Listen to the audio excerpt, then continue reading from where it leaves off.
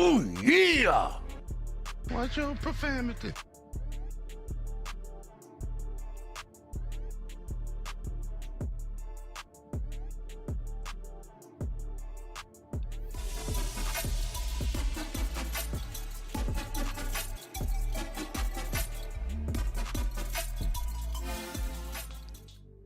Yeah. Yeah.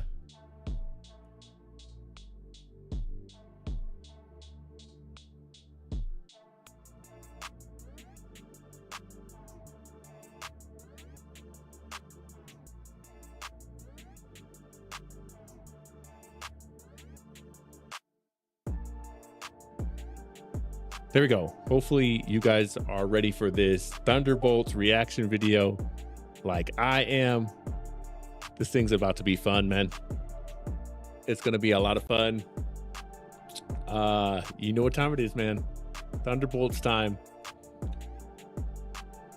I had my doubts about this movie and I want to talk to you guys about it. RL kept telling me, just go see the movie. Just go enjoy it. And that's normally me. But Tonight, I have felt like, you know what? This is all the B-listers. And I don't know if I'm very excited about it.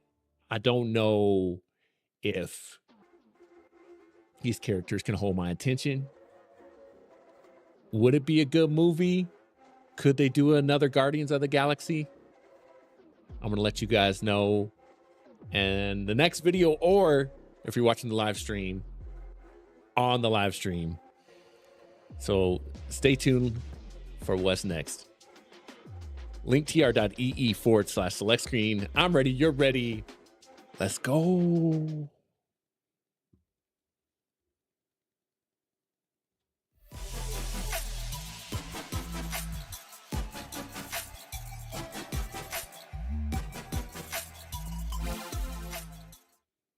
Yes, sir.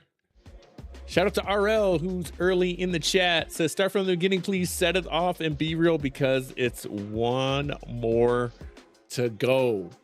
One more to go. You're absolutely right.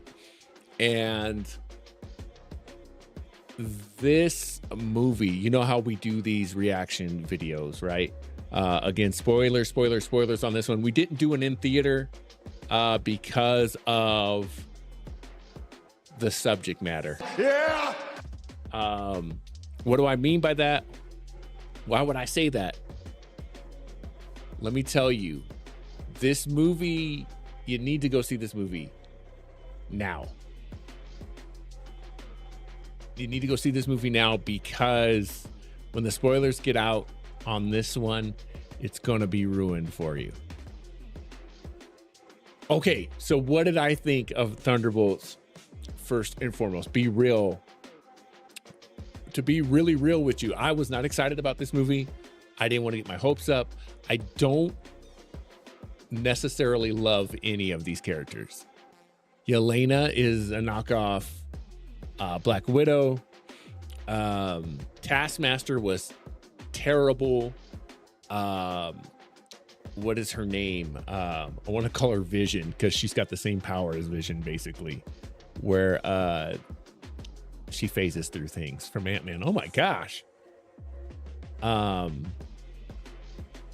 You know, we have 2 discount Captain Americas in this movie.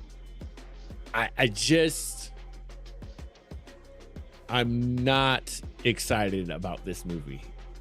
And then there's the whole thing about it's Thunderbolts.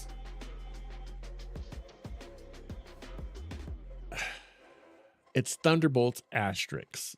And it's like, what is this about? Now, some background. I enjoy the most out of all the Marvel stuff. I enjoy the grounded stuff and the Spider-Man stuff. Full disclaimer. That's what I enjoy. That's what I like. That's what I'm here for. Okay.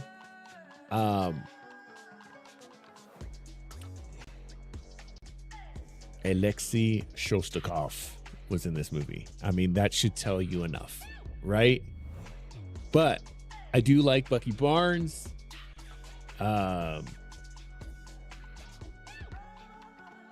Yeah, I was just not pumped for this movie. I went with my best friends. Literally, I've known these guys since like elementary school and middle school, and my wife. And I'm finding myself going into this movie in a weird position. Most Marvel movies, I'm excited. I usually say the same thing before every Marvel movie. Please don't suck, because I want to enjoy the movies. This was the first Marvel movie I went into and I was like,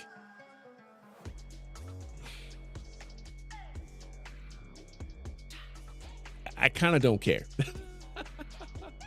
Because I'm ready to get to Doomsday. I'm ready to get to Fantastic Four.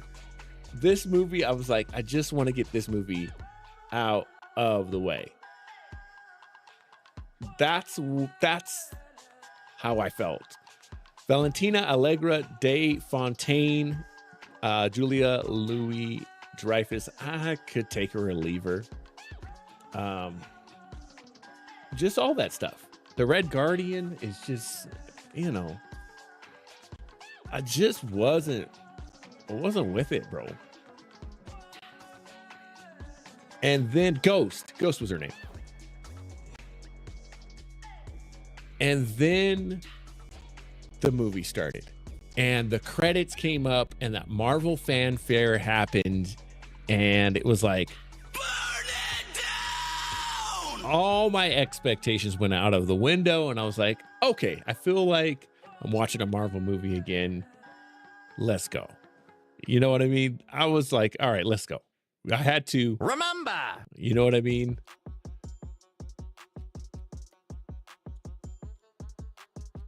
All right. So let's start with the good and the bad. We're going to start with the bad. The bad of this movie is quite simply, there's a couple of decisions in the movie where it's like no one would do that, especially a highly trained spy. You know what I mean? Like, suspending my disbelief was a little bit like, okay, all right, I guess I'm gonna have to just accept that. So there's a couple of moments like that. And that's it. That's the only thing I didn't like. I loved this movie. I really did. I love this movie. I thought this movie was awesome. It totally shocked me. It totally shocked me because Yelena had a lot of depth to her.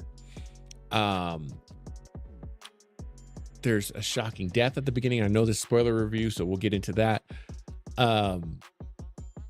And then the reason why it's called Thunderbolts and why it has an asterisk by it is mind-blowing for me. I really, really enjoyed this one.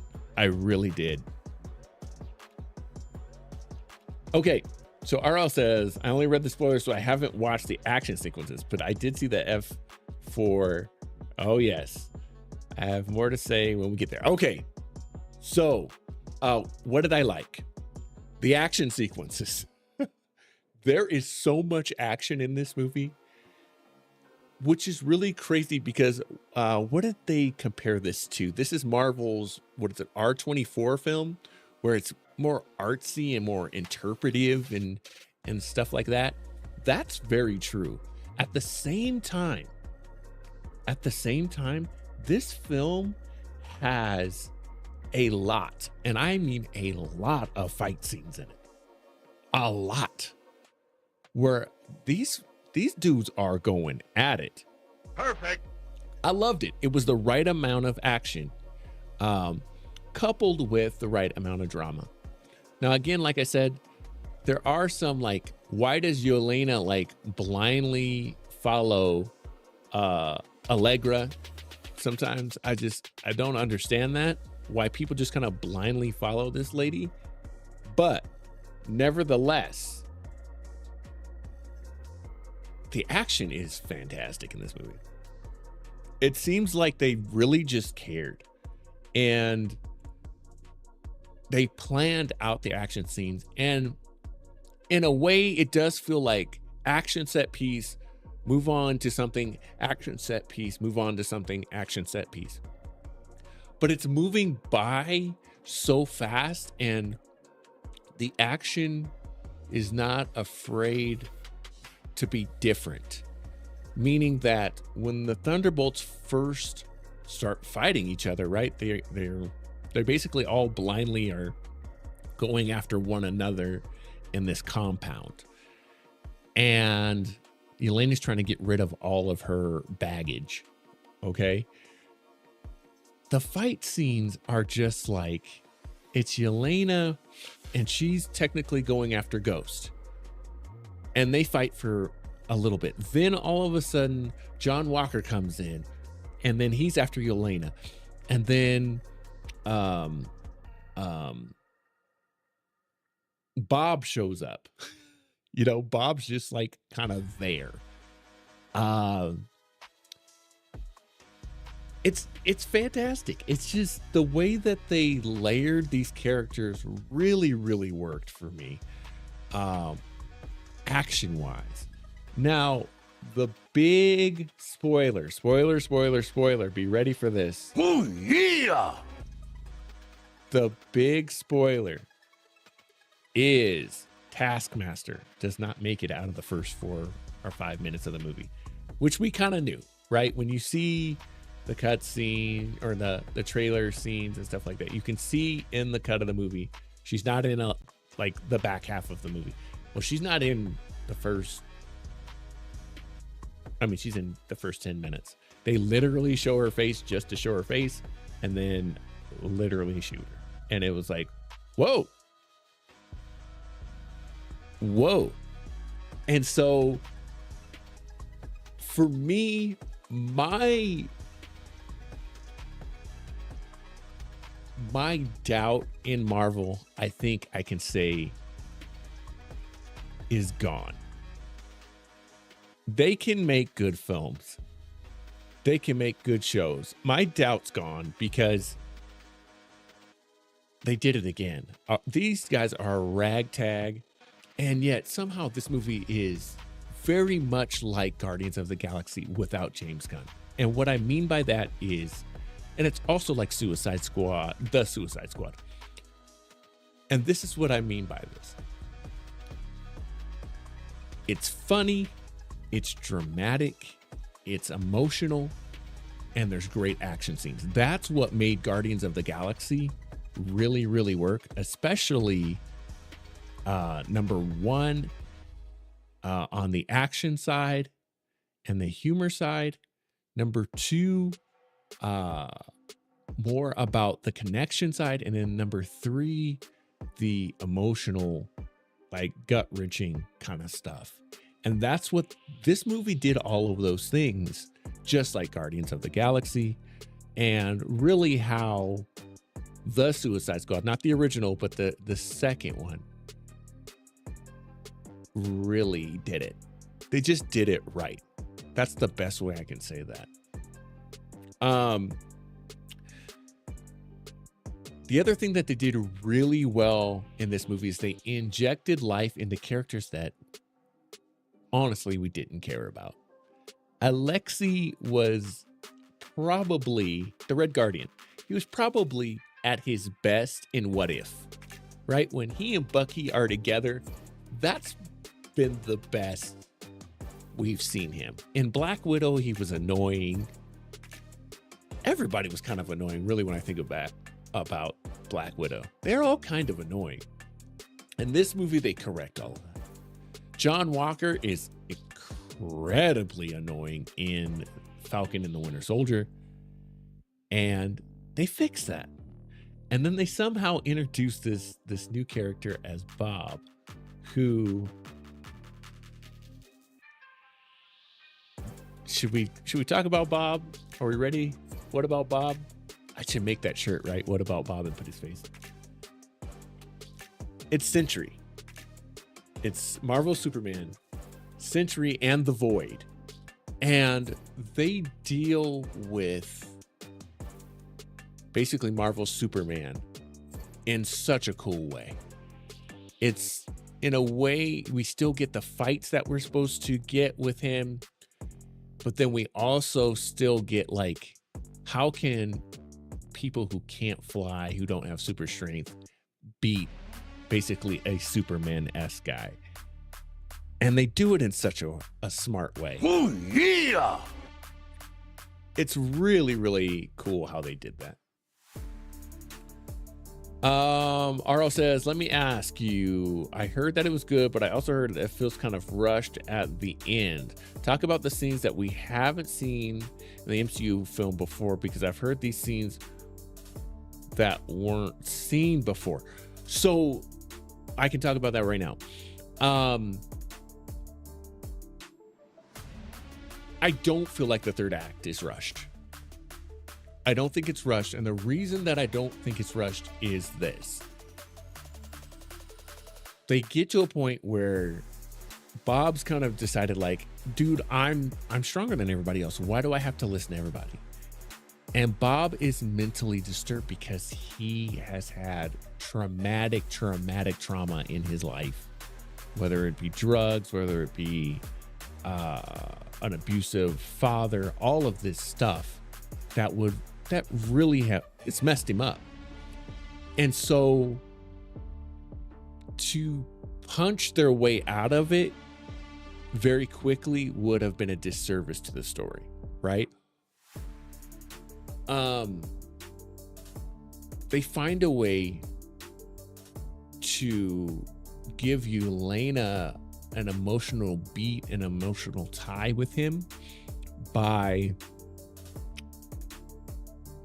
placing throughout the movie this idea of a void within us, right? That sense of loneliness, that sense of I'm by myself.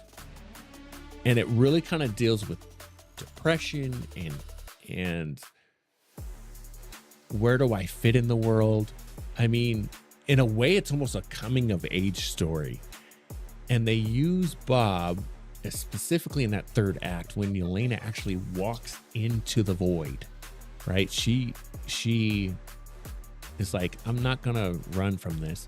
The dude is taking over all of New York. Now, I'll come back to that because that is one other problem I have with the movie. But he's literally taking over all of New York and turning it literally black, right? And it's kind of unnerving. But the way they deal with Bob is literally she goes into the void and they artistically use the idea of being trapped in these different rooms of their pain as a void. So it's figurative and literal at the same time. And when it's all said and done, yes, they still kind of physically have to beat Bob, and Bob has to physically beat up himself, but he also does it emotionally, and it just worked. It wasn't sappy, it wasn't like on the nose. It was done well.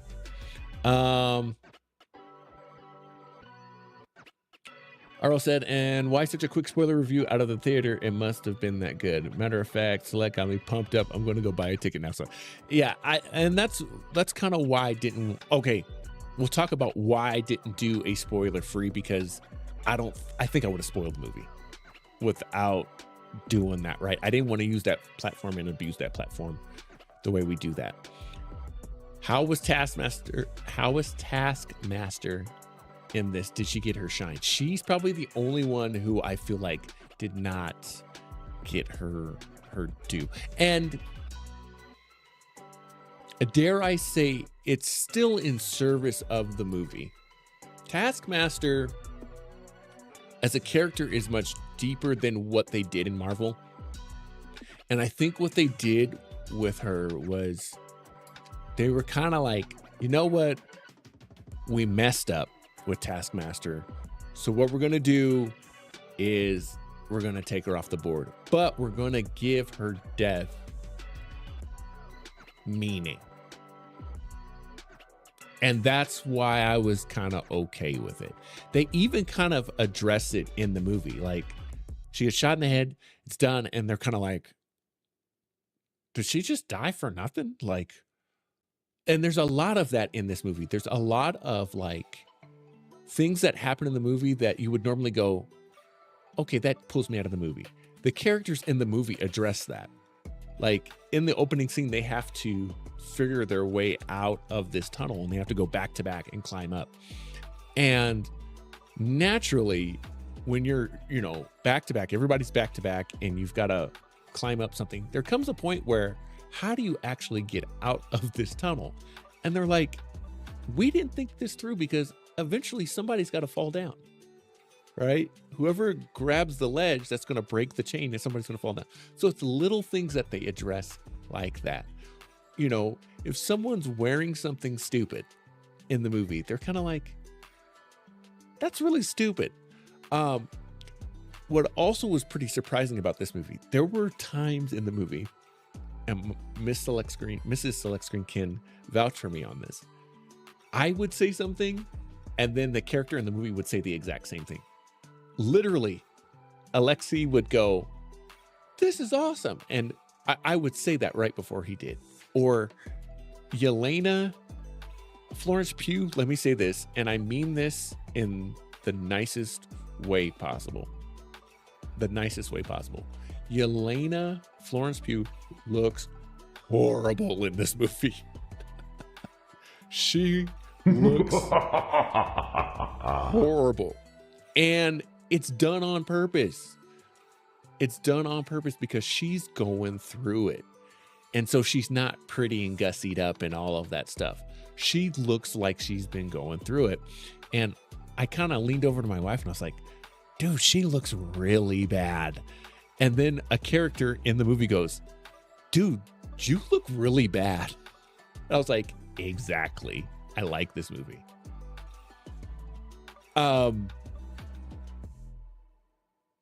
Now we got to talk about, did I see it in IMAX? No. I didn't see it in IMAX. So I go to AMC and AMC has their own, it's not as big as IMAX. But it's it's large format. It's large format. Did I catch the trailers? And if you did, I know you saw the Fantastic Four on the big screen. Did it change your mind, or did you see the post-credit change your thoughts on Fantastic Four now? No. So that brings me to the end of the movie.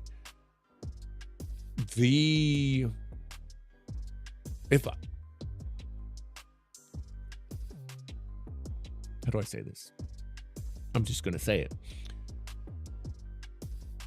The title of the movie is Thunderbolts *, right? And the reason for that is they're about to, you know, grab, basically grab the bad guy. Like, all right, we got you. We're going to hurt you. Allegra, it's done. Like, you're done. We're going to hurt you. And she walks through this thing and she's there with all this press and she's like, hey, I want to introduce you to, and then of course the Thunderbolts walk in and she says, the New Avengers. And really the movie is called The New Avengers. And I went, I like that. I like that they kept the title of the movie under wraps so that we could have something in the movie to experience. And I think that is very, very, very cool. RL, you and I have talked several times about like, what if they dropped the Spider-Man movie without trailers?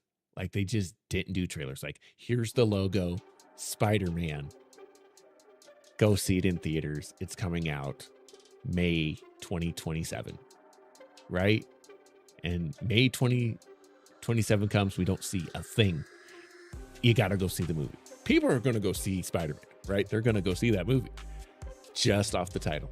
And they kind of pull that off with Thunderbolts or the New Avengers.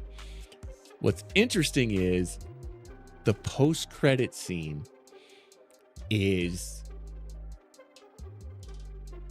in direct connection to Captain America Brave New World. And I like that they did that. You're having dueling teams. That's a big thing. The New Avengers and then Sam's, I guess, Avengers, right? So somebody's going to end up probably being called New Avengers and maybe West Coast Avengers. There's going to be something there that's going to happen because they're literally like fighting over the name. I think that's, again, another cool idea. And then we get the post-credit of the Fantastic Four. To answer RL's question, did I catch the trailers beforehand? Yes, I did. Didn't change my mind.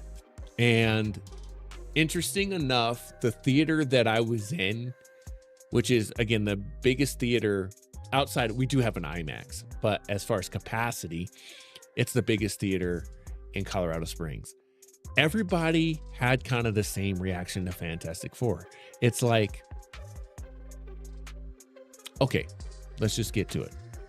The issue that I have with the post-credit scene is we see basically a Fantastic Jet or, you know, their ship coming into the MCU is, again, the movie is kind of ruined.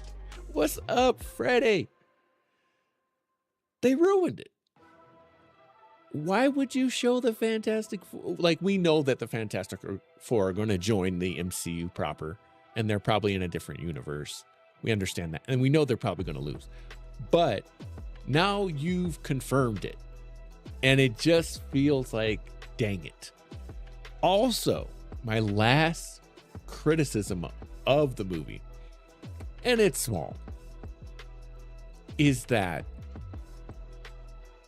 Bob or Century or the Void is taking over all of New York. And there's no mention of Daredevil, Spider-Man, the Punisher, nothing tying back to Disney Plus shows again. And I'm so tired of that. Please connect it all. They left Daredevil in such a cool place, and there's no connection there at all. Nope. And that bothers me. It really sucks because Fisk has officially, like, no more vigilantes. It's not happening anymore. I've got this task force. We're taking people out, street level stuff. The Thunderbolts are pretty, I'm going to stop calling them Thunderbolts. Well, Thunderbolts or the New Avengers. They're pretty street level, right? They're pretty street level. They have Bob, they have Sentry, but outside of that, they're street level. And there's no mention of Fisk. There's no mention of Daredevil, and vice versa. Daredevil did not say anything about the city being covered in literal darkness. What are we going to do? There's no way. And it's not like the characters are on the south side of New York, or, you know what I mean?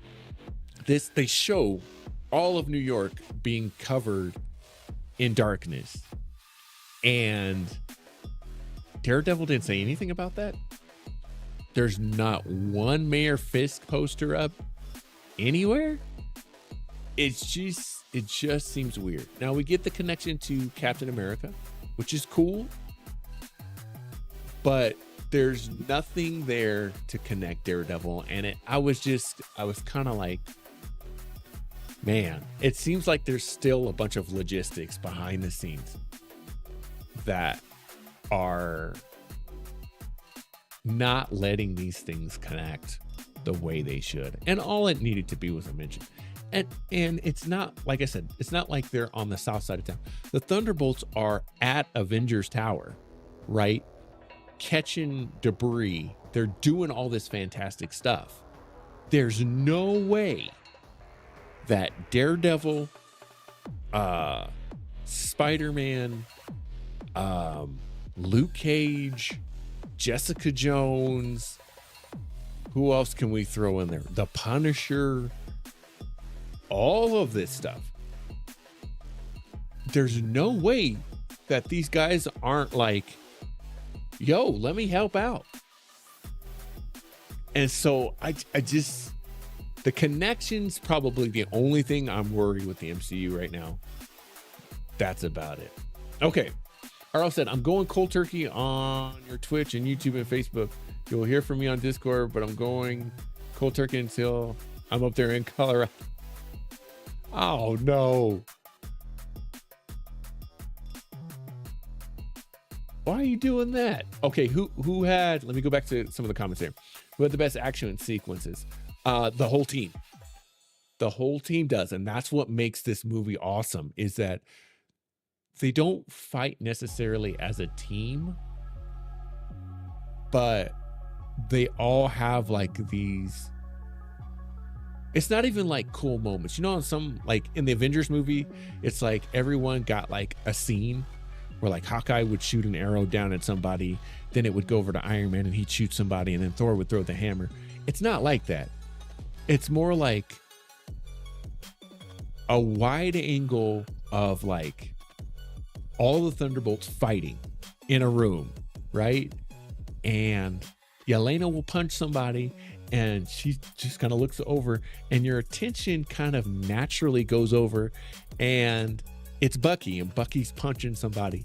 It's just kind of this natural kind of action is probably the way I would explain it. It was really, really cool. Hashtag Freddy said, I'm sorry I haven't been active. I've been super busy. That's okay. Same here. It's been crazy. You can't tell me the post-credit scene isn't fire. I feel like they're spoiling it. I wish they wouldn't spoil it. I wish that post-credit scene would have not put in the Fantastic Four part. We didn't need it. I want to go into Fantastic Four still feeling like, okay, maybe they're going to be in the MCU, but the MCU is going to come to them or something like that. You know what I mean? I just want a little bit of mystery, and they're giving us answers, which is great, but not in a way that I want. Hashtag Fred said, I like the movie. He's got a charity game on Sunday. That's cool. Let me ask you, is the top 3 of the MCU right now Daredevil, Thunderbolts, and Shang-Chi? No.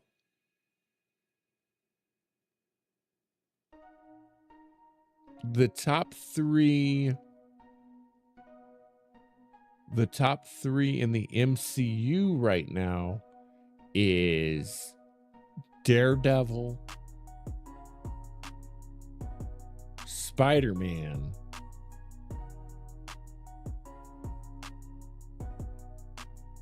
Punisher. Thunderbolts right there. And you know what's really crazy too is that it's going to sound crazy, but I could see the Punisher joining Thunderbolts or New Avengers. He would have fit right in. He would have fit right in with them. Clue said, but did you talk about the Void connection? I did, just a little bit, about how emotionally the Void is literal and figurative. and that when he becomes the Void, and man, the effect is very cool. Like he is literally black, and like he has like in the comic book he's more monster looking. This is like take Sentry and just like turn the hue or the saturation all the way off. It's such a cool effect. It looked really, really neat. Somehow they still got a lot of emotion out of the Void, and yet they didn't solve the problem. He's still the Void and he's still Sentry, but he's, for the safety of everyone, he's just going to be Bob. And I love that. Arlo said, I'm still kind of worried about Doomsday. Man, the way they handled this ensemble, and then you're talking about the Russos, I don't think you got anything to worry about, dude. I think they understand, again, we want these ensemble and we want these team up movies at this point in time. And let me go back to why Shang-Chi is not in that top, is we don't see him enough. Thunderbolts, if we see him more, but we got a healthy dose of Daredevil and the Punisher, and we've got plenty of Spider-Man, and it's been consistent. Okay, I have to go cold turkey select because I want to experience this with no trailer in mind and go with what we see in Fantastic Four and Thunderbolts. Well, we're gonna be playing games and stuff too, and you know me, I'll give you a warning, bro. I'll give you a warning. We don't know who's in that ship though. Oh, it's got to be all four of them. That could be Doom in that ship.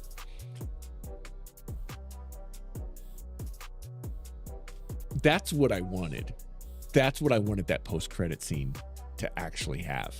That's what they should have done.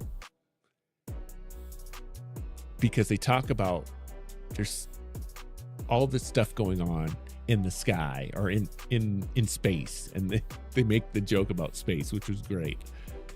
But it should have, that's where they should have revealed Doom. If they would have shown Doom there, or just Doom's cape, or just his mask, or something like that, instead of showing Fantastic Four ship, it was just like you could have shown Doom and got an even bigger effect. What do you think is in the ship? Because they never showed who was in it.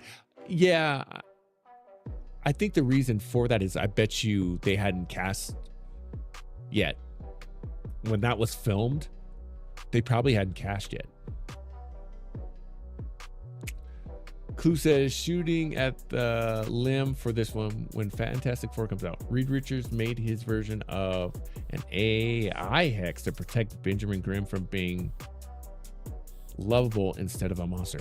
I noticed that in the trailer, and I think Ben is the best part of the trailer. I asked a couple people in my theater though if it was just me or what they thought of Silver Surfer in the trailer beforehand, and everyone kind of agreed she does not look good. And again, it's not about her being her and not the male form. It's that graphically she looks off. There's something off compared to the 2017 one.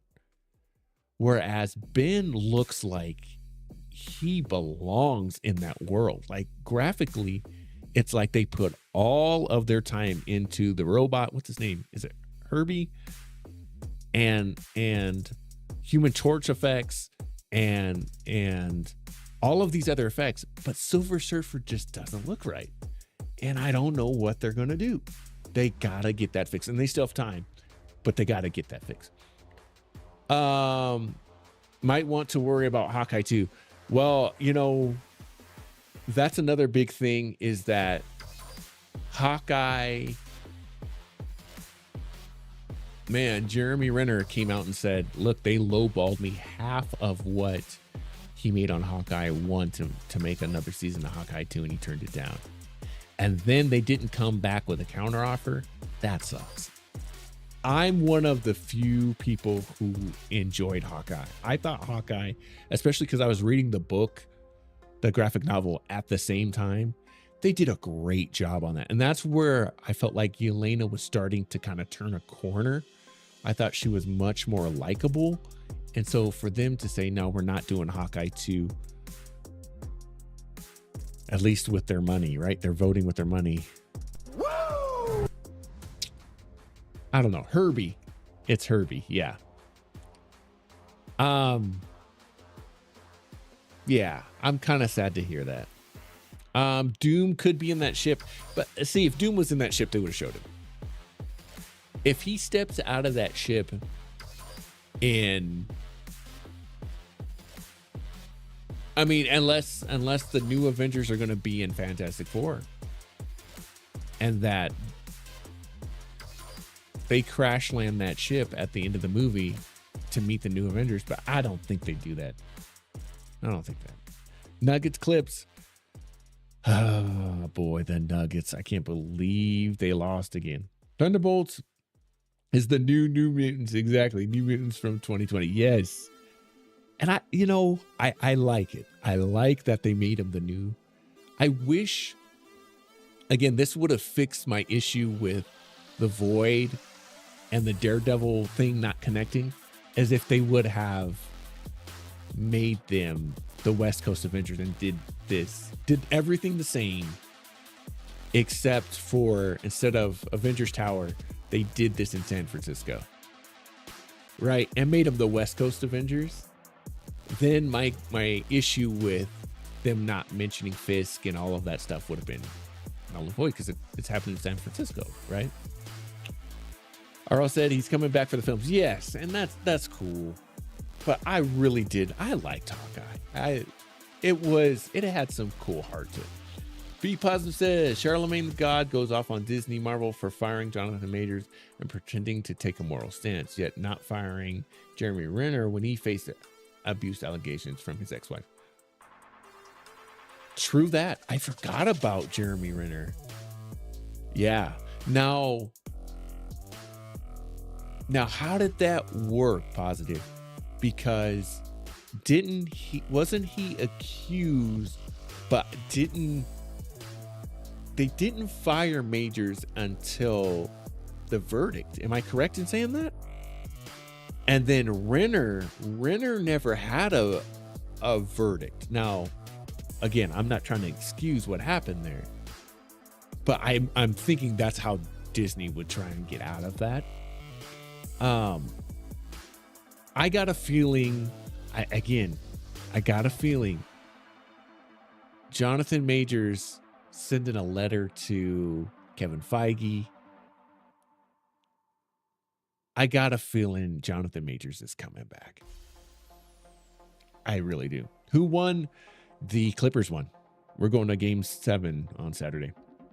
Positive says Monica Rambeau is in the Fantastic Four ship because in the post-credits in the Marvels, she was trapped with the X-Men in another universe. Great idea. What if it was Monica? Beast from the Marvels credits scene is in Doomsday. The only person who can explain that would be Diane. Josh Brolin addresses his domestic abuse arrest in 2004. Yeah, that's the ugly side of politics. Clue was saying, yeah, absolutely. Yeah. And again, we know what's up, right? We know what's up with Jonathan Majors there, right? Especially because Jonathan Majors basically, last I heard was she came back and said, like, after all that, it wasn't that big of a deal or something like that. Like, she kind of said, like, Jonathan Majors really didn't do it, and kind of settled in a way. Like, it was definitely not worth what she took him through and cost him. Definitely. Avalanche and Nuggets, which one are you cheering for in Game 7? Both. I've got a basketball camp on Saturday. I need to find out what time the Nuggets play, but I'll be watching the Nuggets first and cheering for the Avs on social media. Arl said, do you think that Doomsday was suppressed? Infinity War, being that we didn't have the lineup that Infinity War had compared to what we're receiving with Doomsday. Yes, because Robert Downey Jr. is going to be front and center. Yes, and what's the name of that comic book? What's the name of that comic book podcast I've been watching? Oh my gosh, I can't think of their names, and I want to give them credit. Oh gosh, it'll come back to me. But I'm under a different belief. I like Infinity War, but I don't think it's better than Endgame. And most people feel like it's the other way around. I like Endgame better. And the reason being is Infinity War, the effect of Infinity War can only be had once. The effect of Endgame can be every time you watch it. And what I mean by that is, what is the most impactful part of Infinity War? The snap, right? And the they lost, right? You can't really get that feeling again. When I watch Endgame and when Cap calls that hammer back, bro, that I get hyped every time. Every time he yells Avengers Assemble, I get hyped, man. When my man Black Panther comes out and we hear that on your left from Sam, those moments still get me like, yes, let's go. You know what I mean? Now, as a film, you could definitely argue Infinity War is a better all-around film, but the moments, the rewatchability for me, I like Endgame better. Positive says, double standard in Hollywood in 2017. Nate Parker was canceled for Great, but Casey Affleck was given an Oscar for the same thing. You ain't kidding. You ain't kidding. And that is exactly what's going on with Hollywood. Again, speaking of Black Panther, here we have Black Panther dies in real life, right? Chadwick Boseman dies. We can't recast him. The character's dead. It's over, right? All right. But then the actor who plays Red Hulk dies. We're recasting him because we need him for a Captain America movie. How does that make sense? Right? How does that make sense? B Positive said Endgame was a fan service movie. And that's it. I think that's why. Whereas I would almost say Infinity War is a film. It's a film. Remember, we got a clue of Thanos at the end of Avengers. Dude, and the seeds of that was fantastic. Endgame was a fan service movie to thank the OG Avengers. This is why Captain Marvel didn't snap, and it had to be Tony or Steve Rogers. Absolutely. Absolutely. My wife asked a good question. We think a lot about what happened with Cap going back, right? And maybe you guys can help me think this out. We think a lot about Cap goes back, puts the stones back where they were supposed to be, like Hulk said, right? And we know he stays through time and becomes Old Man Cap, right? To eventually give Sam the shield in Endgame. We still don't have an answer to what happened to Cap, though, at the end of all of this. Is Cap still alive as Old Man Cap? I kind of forgot about that. I kind of was like, all right. I mean, one of the movies, or maybe it was one of the shows. What show was that? Remember, I think it was Captain America or Falcon and the Winter Soldier. And they were like, where is Steve? And he's like, he's on the moon. And like, we just kind of left it at like, he's on the moon. It's kind of weird. Like, where are, like, okay, Black Widow's dead. Iron Man's dead. Cap's just kind of out there somewhere. Hawkeye, we got a series, right? Thor's off planet. Hulk is on Sakaar sometimes. He's with She-Hulk. So we kind of know where they're at in general, but we have no idea what happened to Steve. Where is he?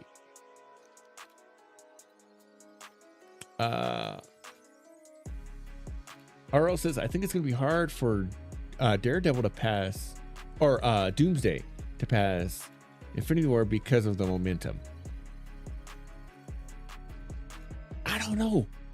People are hungry. They are hungry for Robert Downey Jr. to come back as Iron Man, or really just to Marvel, right? And I think most people feel like since he's left, the movies have been worse. So I think when you put him front and center on a Doomsday poster, right? Because he's not going to wear the mask a whole lot, right? You're not going to pay Robert Downey Jr. all that money for him to keep that mask on. People are going to go to that movie like crazy.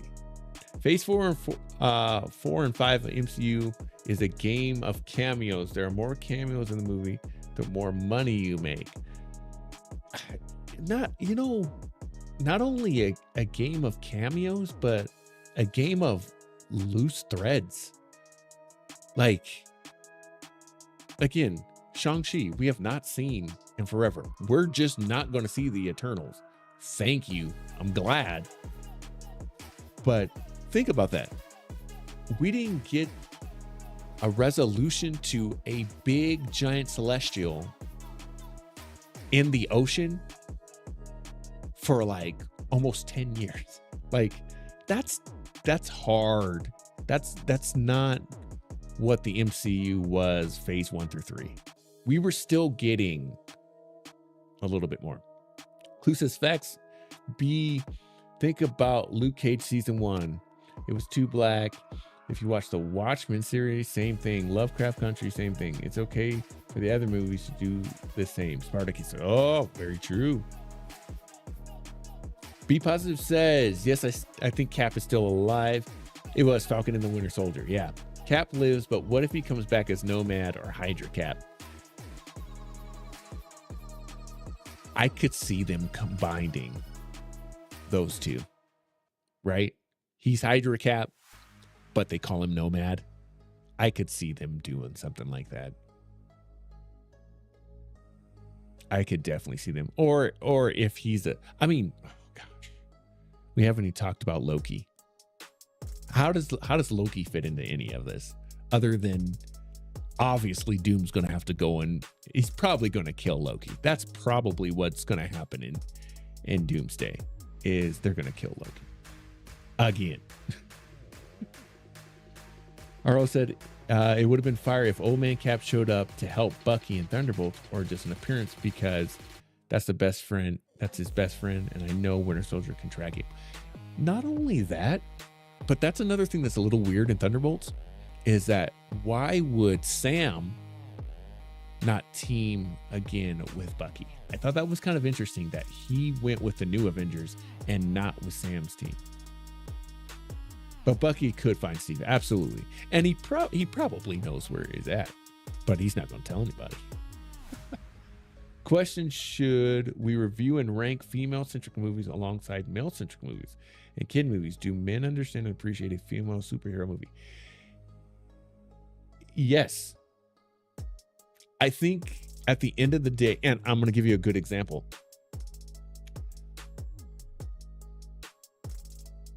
I don't think it's necessarily, this is just me, I don't think it's necessarily about female versus male. I think the issue is the movie good or not? And I'm going to give you the perfect example. Captain Marvel is not better than 90%. I would even say Phase 4 and Phase 5 movies. It's not better. The reason to watch that movie is for Coulson and Nick Fury. Okay? The Marvels I liked a lot more. But I would put that somewhere around the rank of an Ant-Man. It's like, it's fine, but I probably won't watch it again. Black Widow was pointless because she had already died. Why? The only reason that movie existed really is so Thunderbolts could exist. Black Widow retroactively is better because of this movie, right? But that's not how you want your movies to work. Now, I'm going to give you one that should be compared to a lot of other movies. And this is why I say that male and female shouldn't matter. Wonder Woman. Wonder Woman was a good movie. I really, oh, yeah, and we got that in there. Wonder Woman was unisex, male-centric, but Wonder Woman 84 was a female-centric like the Marvels. Oh, I don't know. I don't know about that. Wonder Woman 84 was the Eternals of DC movies. That movie was unbearable. I don't even see it as female-centric. I just saw it as they were trying to cash grab. It just felt like a cash grab. It was like, well, the first movie did good. To me, Wonder Woman was still woman-centric in the sense that it was about a powerful woman. But what made that movie so cool was she was kicking butt. She stood for something, and it just overall was a good movie, right? Like the scene where she's blocking bullets, and it was like, let's go, Wonder Woman. Like, you could just get behind that movie. And then 84 was just like, though, and I know he's playing Mr. Fantastic, but that was one of the worst superhero movies, man, as far as villains go. What was that villain? And like, how do you, this kind of ties into Thunderbolts. When you're trying to do something about the inner struggle and it comes off cheesy, right? She basically wished him away in 84. And it was just like, come on. Whereas Thunderbolts, the way they handle Yelena internally is just, it's smart. It's deep. And it's deeper than it should be, right? What about Black Widow? Yeah, like I said, Black Widow just, it's not that it was the worst. It just, that movie should have been made in Phase 1. If that movie was made in Phase 1, I think we would like Black Widow a lot more. That just, why they put that movie out then made no sense. When is Bucky finally going to Wakanda as White Wolf? I think that ship has sailed. I think everything that he needed, including getting his arm back somehow, that's something else that didn't make sense. Because in the Christmas special for Guardians of the Galaxy, didn't they gift Bucky's arm to him? His Wakandan arm. Am I wrong in that? I could be wrong, but I thought they gave the arm to Rocket. Most men prefer Captain Marvel to the Marvels. Man, okay, that musical was pretty bad in the Marvels. That was pretty bad. But that scene with the eggs on the ship, that for me is still probably the funniest moment in Marvel. I laughed so hard when they're trying to get all those people off the ship and they're like, no, we gotta let them hatch. Like that was pretty incredible. That's interesting. Most women prefer the Marvels over to Captain Marvel. I don't know. Captain Marvel was dry, man. It was just dry. And then they kind of shoehorned in how they came up with the Avengers name.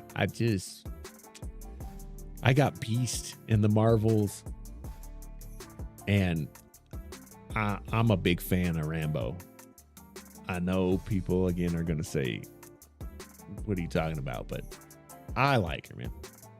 Clue said, to be honest, Wonder Woman 84 was supposed to introduce Nubia, Diana's sister, but that was written off, which I never wanted Tiffany Haddish to play her. See, again, no. Positive says Ghostbusters 2016 is not bad and girls like it. I think the second best Ghostbusters movie. Really? I didn't see that one. That's the one with the new cast and all that stuff, right? Or is that the girl Ghostbusters one? Because they did that. I actually got like a free copy of that. I haven't watched it. But then there was the other reboot. That was like a soft reboot with the younger cast. Arlo says, and Samuel Jackson and Renner should have been her supporting actors for her in her solo film. Yes, absolutely. But men prefer the other Ghostbusters. Yeah, I mean, the originals are always going to win out, right? Oh, because with her ties with Fury and Hawkeye. Yes. And again, what in the world are we doing with Nick Fury? Why is Nick Fury not in everything? Especially because Samuel L. Jackson wants to be in these movies. Like, was legit mad that he was not in Black Panther. You know, now Secret Invasion was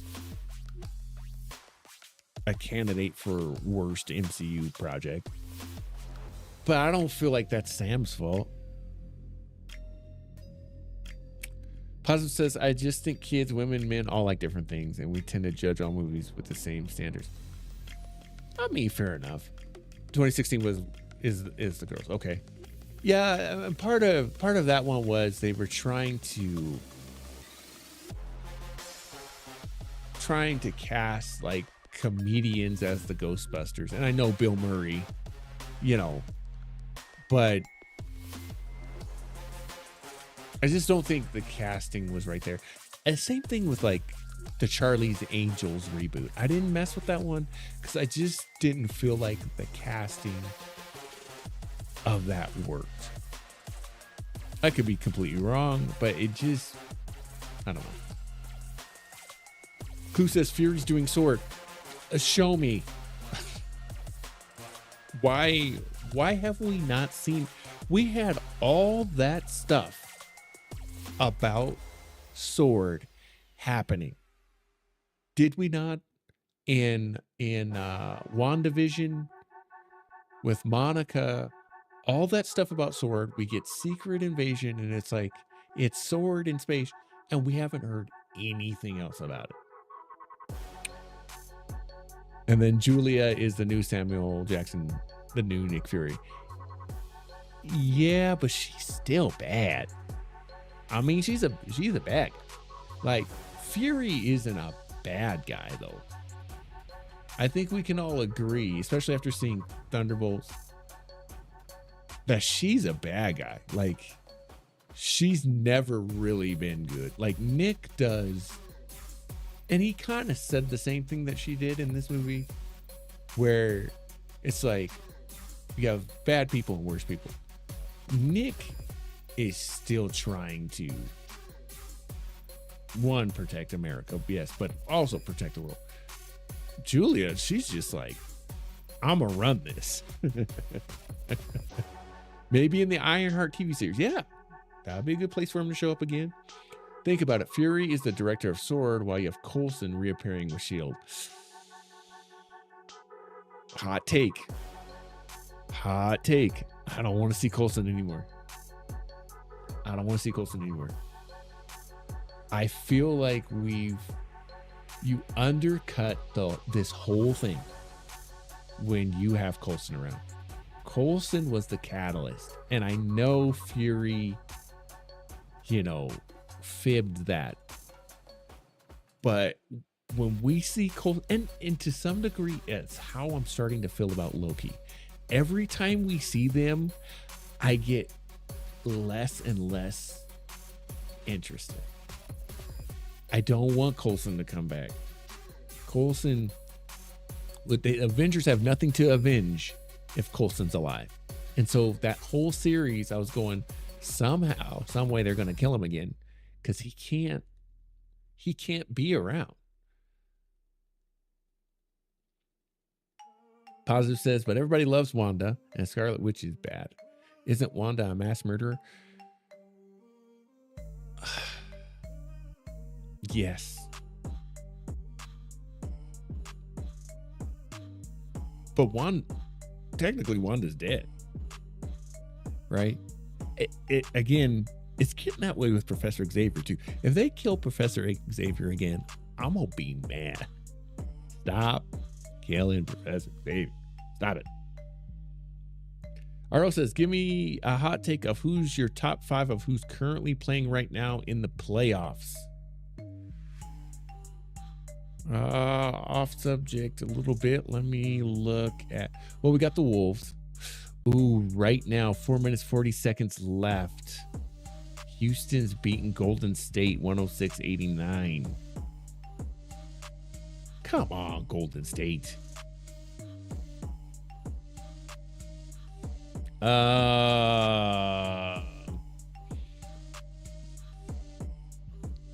Who we got left in this first round? I need a quick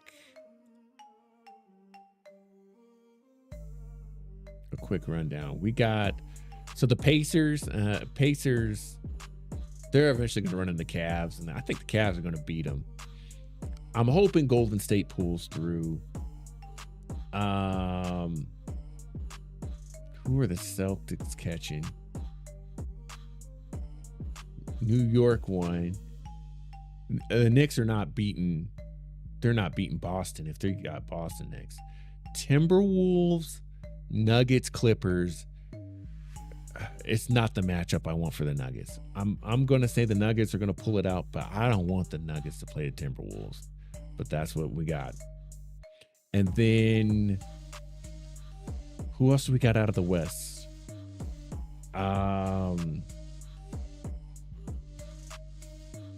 Somebody else is coming out of the West. Oh, the Thunder.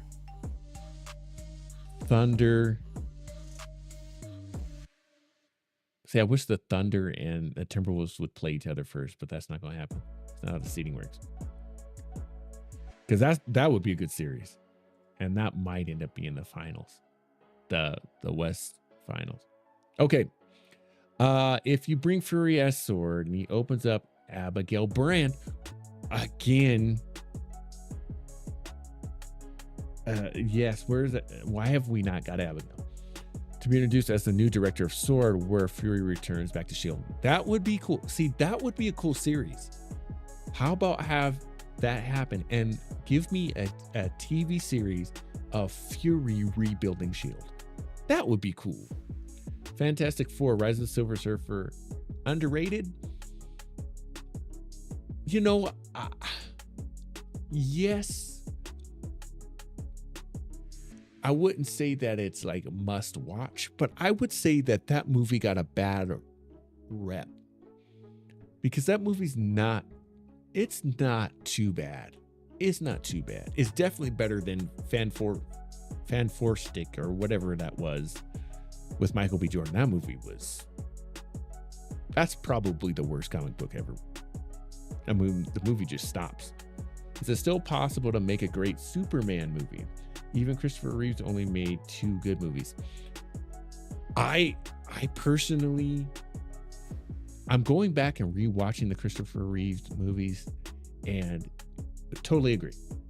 Smallville was a good show. And so that tells me that it is possible. I liked Man of Steel because Man of Steel addressed my direct concerns with what was the return of Superman?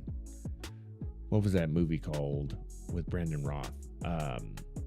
Was it Superman Returns? I think it was just Superman Returns, wasn't it?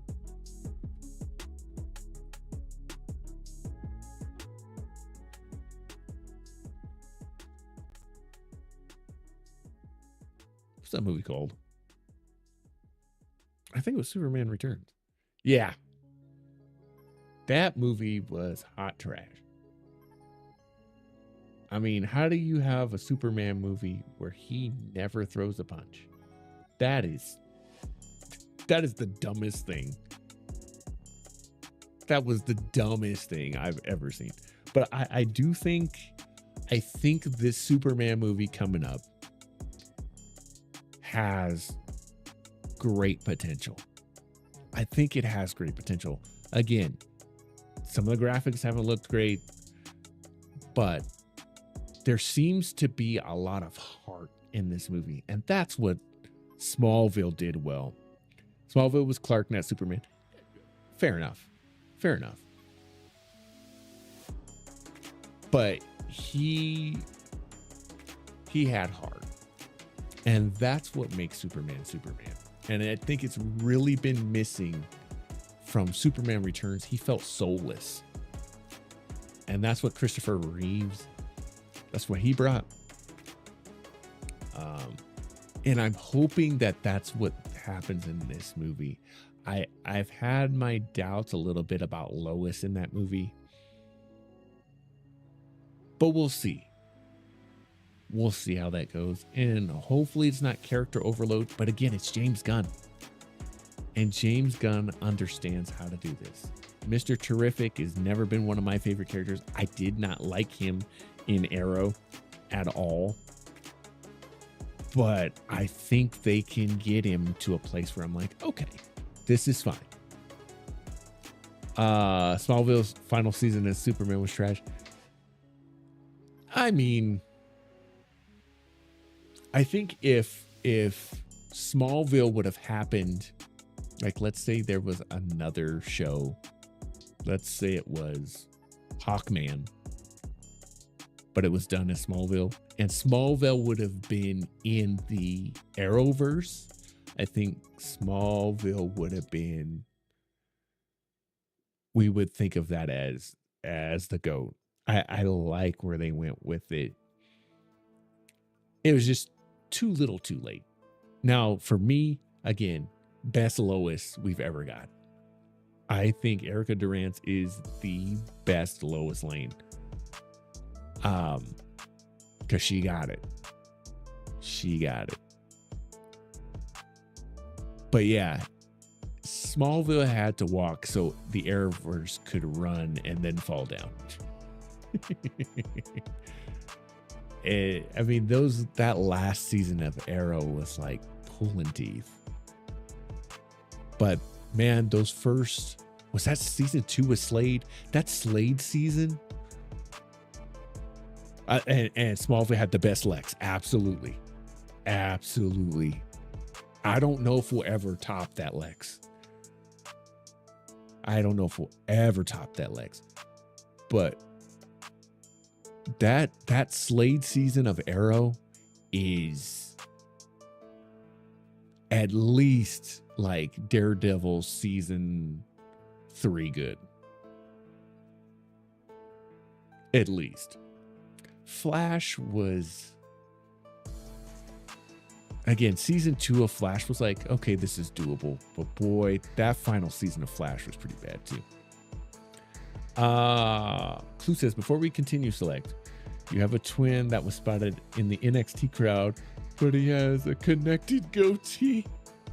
I need you to put it in Discord. Second best Lex is on the Superman animated show. Nope. Hear me out, RL. Second best Lex is actually on Harley Quinn. That Harley Quinn show, I know it's not for everybody, but yo, that Harley Quinn show cracks me up, man. Now, animated Superman, you got to give props there. But man, I'm telling you, I don't know. I'm starting to watch Kite Man now, and it's not as good. But Harley Quinn show it's so fun. It's alternate world, you know. It's almost like you're watching Batman's world from Harley's perspective. But it puts spins on characters that are just, it's still true to the character, but it's just so hilarious. I mean, they really play up Clayface, who is one of my favorite Batman villains, if not my favorite. And Clayface, instead of being this big monstrous, you know, shape-shifting guy, they play up the actor side of him, which is part of him, but he's way more Shakespearean. And just like a goofball, he's hilarious. Bane is the best. I mean, the best. Every time he's like, if you took Bane from Batman and Robin and you combined him with Matt Hardy's. Sorry. The Dark Knight Rises. What's his name? Played Venom. Anyway, if you combine those two, that's what you get in Harley Quinn. He's extremely stupid, but he's just so hilarious. He's just hilarious. The show, if you have HBO Max, watch. And let me, full disclaimer, we're a clean channel, right? Family friendly, all of that stuff. Tom Hardy, thank you. Could not think of Tom Hardy. I'm thinking wrestling. Matt Hardy. Harley Quinn is not clean at all. Violence, sexuality, the whole thing. It's over the top. But as an adult cartoon, it is probably the funniest show on television right now. It is so faced. It's so funny. It is so funny. Earl said, I've heard they're making a Clayface film. They are. Like I said, that's one of my favorite villains. So, and you could do it. You can do it because, again, the actor side of him, the tragedy, you could do it. But I'm going to have to wait and see. James Gunn is like adamant about it. He said that like it was one of the scripts that he greenlit like pretty quickly because he was like, the script was done and I loved it. And I'm like, that's interesting because some of the other ones that he had ready to go, he pushed back for Clayface. So he's got a lot of confidence in. Does he deserve to have a film? Again, it depends on how they use him. If they do it like Thunderbolts, where at the end of the movie, obviously he doesn't die. He needs to, if you set him up, I've been saying I've always wanted Clayface versus Batman because that's the one thing we haven't seen in Batman movies yet, right? We haven't seen the animated CG versus Batman. We've seen Batman versus, the Joker versus two villains. We've seen him, now as a detective. We've seen all that stuff, but we have not seen him go up against kind of the spectacular. I think that would be really cool. Yeah, one of the best animated episodes of the Batman series is the Clayface episode.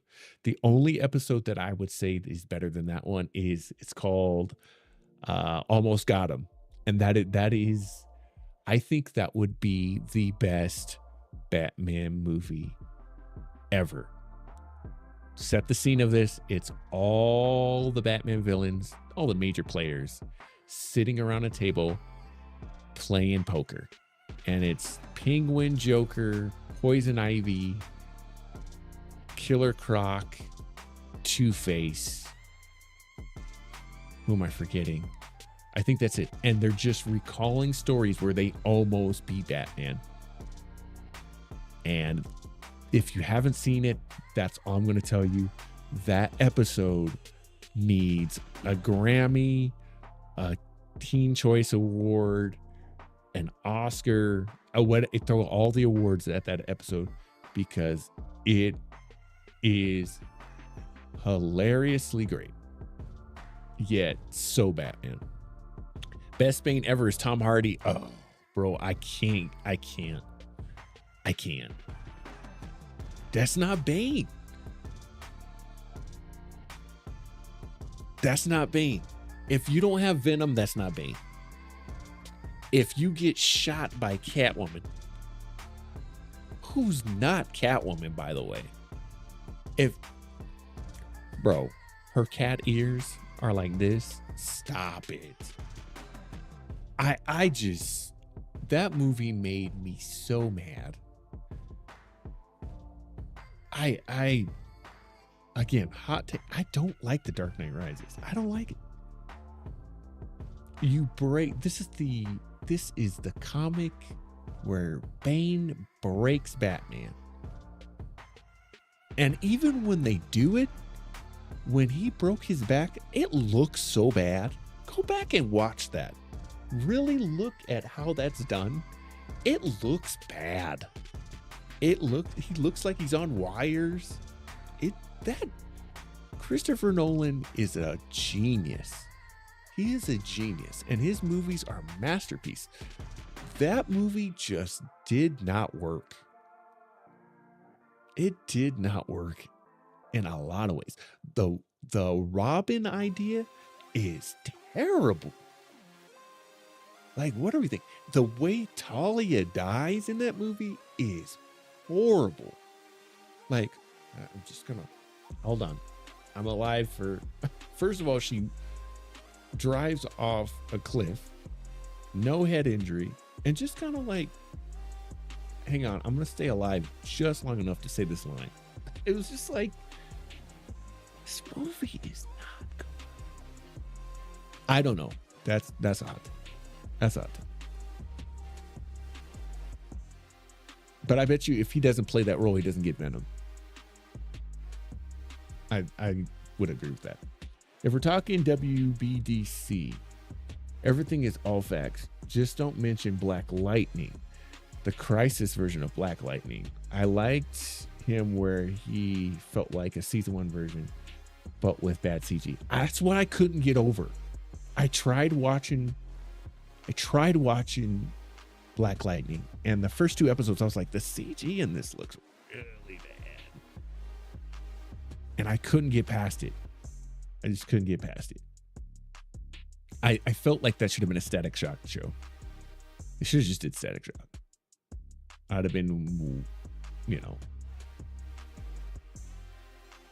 Arlo said, please put that in the chat about the Batman episode so I can remember it, so I can look it up on YouTube. Yes. Let me make sure I give you the official. I think it's called Almost Got Him. Almost Got Him. Batman. Yep. Almost Got Him, and it's I Am. It is.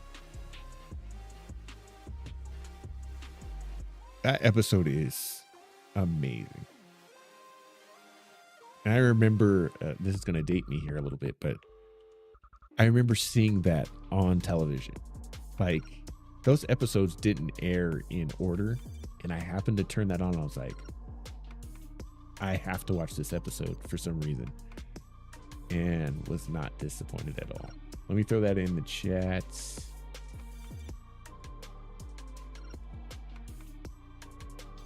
Yeah. All right.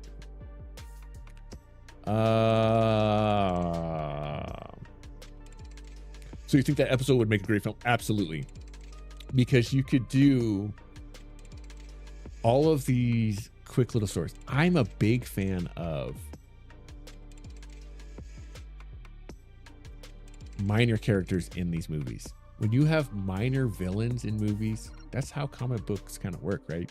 When Spider-Man's going to stop Green Goblin, and oh wait, he's on the way there, and yeah, he has to stop a bank robber, but then also he's got to stop the Shocker, right?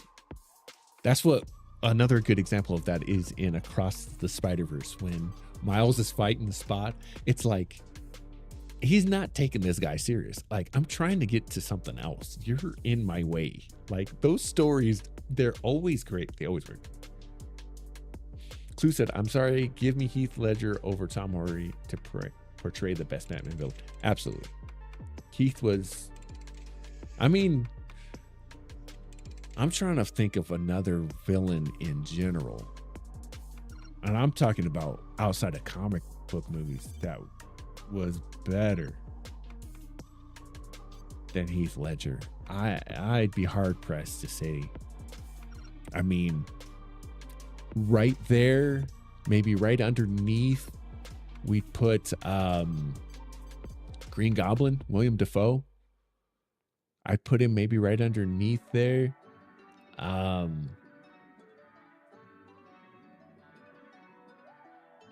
Yeah, he was just, Heath was just, and it's not even about him passing away as much as his portrayal was just,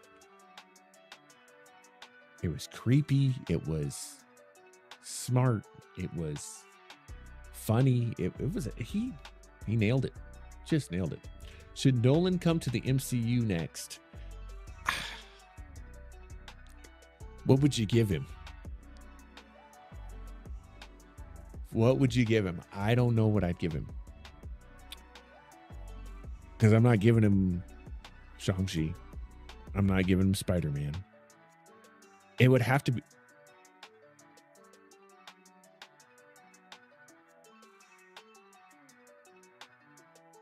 It'd have to be Blade. People would have a fit if you gave Blade to someone who's not black. I think people would be really mad.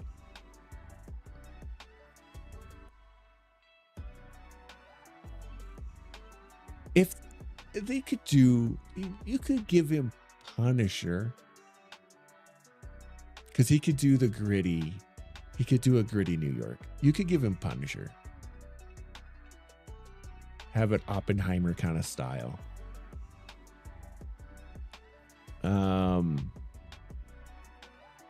But who else would you give him?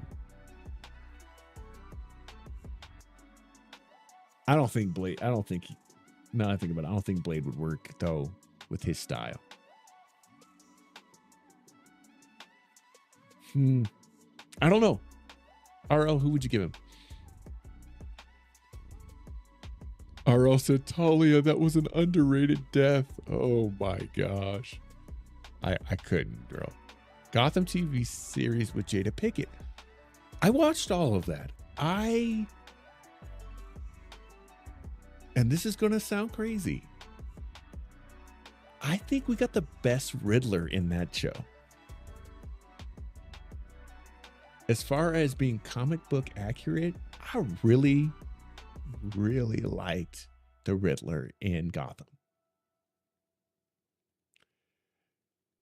Thanos, Josh Brolin was a good villain. Yes. Yeah.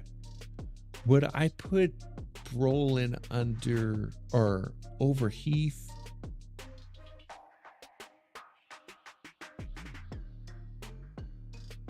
I mean, you really had to act it in that CG. And I think he's synonymous with the role. I think he's hurt a little bit. as being the best because he also played Cable. And so when I think of Heath Ledger, I don't think Heath Ledger could play any other superhero or villain, right? If he was still with us, if he would have tried to play like, I don't know, let's say they tried to cast him as Sentry. Like, nah. Or else give him something. No doubt he would do a good job. I would even think about something like a Hawkeye. Something like that would be kind of cool. Gene Hackman in Unforgiven as a villain was great. Yes. Yes. Carl said, no, I think it would work with Nolan. I think it would work with Nolan. Okay. Okay, you think that he could do that. Now, here's one that I think we're rocking with. We're on Heath level. Eric Killmonger. Michael B. Jordan. I think he's right there. And that's not a knock on William Dafoe. It's William Dafoe's a little bit of a victim of those early Spider-Man films, right? If that film's made now, I mean, look what he did in No Way Home. If he had his own movie in more of a dark, grungy, I mean, Green Goblin going, imagine if they adapted Red Goblin, where he gets the Carnage symbiote. Or heck, let's be honest. How about William Dafoe as the Joker? I'm not mad at that either. But going back to Killmonger, same vibes as the Joker, man, as far as like amazing. And I still contend, bring Killmonger back and let's just go that route. I know T'Challa has a son. I get it. Just let Michael B. Jordan play him. Stop it. Nolan could do a gritty New York, with Blade. I'm telling you, he's gonna have the sword work down. He's gonna make sure action pieces, the fighting, the choreography, he's gonna make sure it's down pack. I'm telling you, especially if he gets Blade. I mean, he could do some really cool stuff. If you're gonna do Blade, you gotta do it somewhat different. And going a very epic way with Nolan as Blade could work. I think the backlash would be pretty rough. Now, who else would I get? I get Peele to do it, right? And even though I don't like the genre, make Blade a horror movie. That's what you want to do. I would treat Blade like they treated Hulk and the Incredible Hulk in that first scene. You don't see Blade throughout, or Godzilla. Blade should be like, we shouldn't be with Blade. Blade should be like this mysterious, taking folks out, kind of that kind of thing. Positive says, true. Colin Farrell as Penguin. Yeah. Penguin's up there. I need to finish the series. He's really, really good. The thing about the Batman is I think the Batman's a top tier movie. I think that movie, my wife hates that movie, but I really liked it. I liked the different kind of Riddler, and I liked his Penguin. I want to see more. That's all I want to see from him, is more. Arlo said, yes, I put Rolling Over Heat because of the two film. He said, no, he could, if Heath Ledger was still here, if he could play Joker, That way, he could play any other character. I don't know. I would still see him. That way. That's why it's going to be hard for Robert Downey Jr. to play Doctor Doom for me. Because he's Iron Man. I would say the same thing with Bucky. Imagine putting Bucky as Shang-Chi. I'd be like, what? Joaquin Phoenix in Gladiator. Talk about a villain. Right there. I think he's right there. I think you can talk about Joaquin in Gladiator. Heath. Killmonger. I think they're all... You could put any of them as 1, 2, and 3, and I'd go, yep, I agree.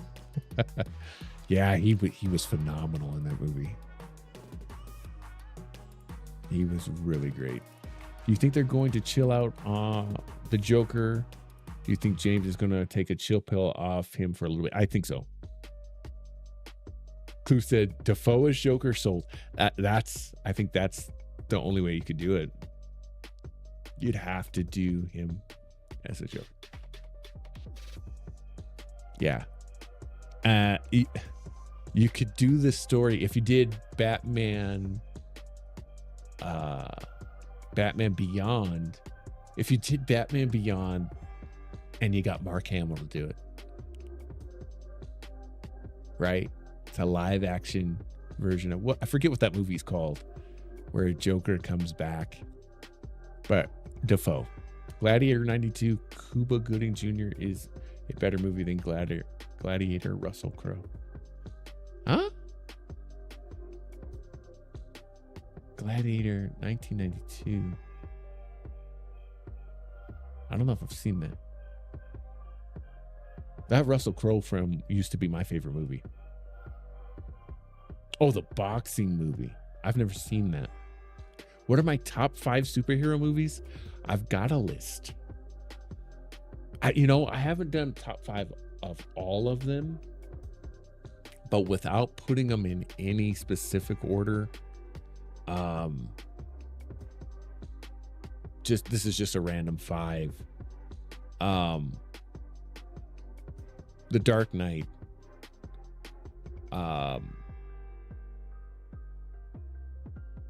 Spider-Man Across the Spider-Verse,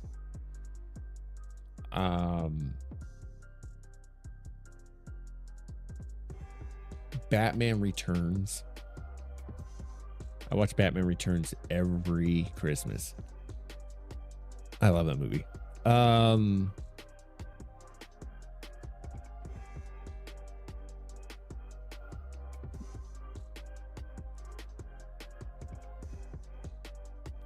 I'm torn on this one.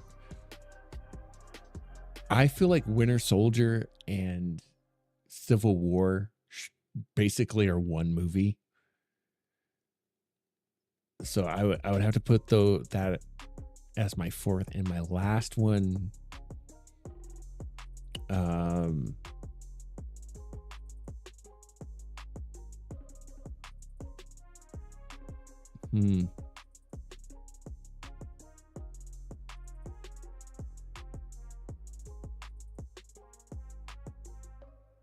It's probably Black Panther.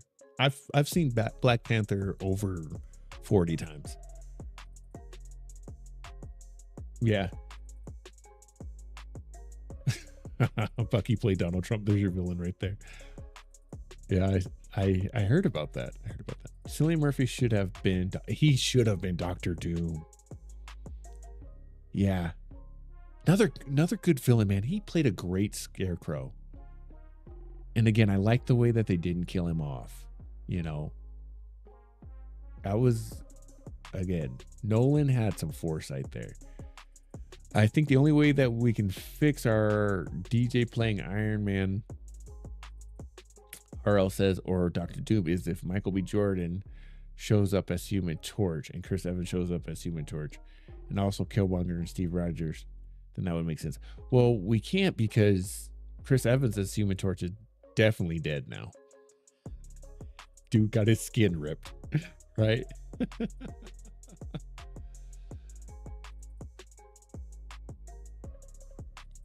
RL put Infinity War there. Winter Soldier and Civil War are not two films combined. Come on, man, you can't do that. Why not? Why not? Those two films, if I had to pick one between the two, and again, this is not a popular opinion, if I have to pick one, I'm picking Civil War. And people are going to say, how can you pick Civil War over Winter Soldier? Winter Soldier is really good, but again, it has that same effect, right? If I'm being consistent. What's the big plot point in Winter Soldier? SHIELD is compromised, and really, we destroy SHIELD. Once you've destroyed SHIELD, as a moviegoer, it's done, right? Civil War had an impossible task to do an Avengers movie without it being Avengers, still keeping Captain America the main focus. Oh, also introducing two wildly popular characters in Spider-Man and Black Panther. And you somehow have to make your cash cow, Iron Man, the villain of the movie.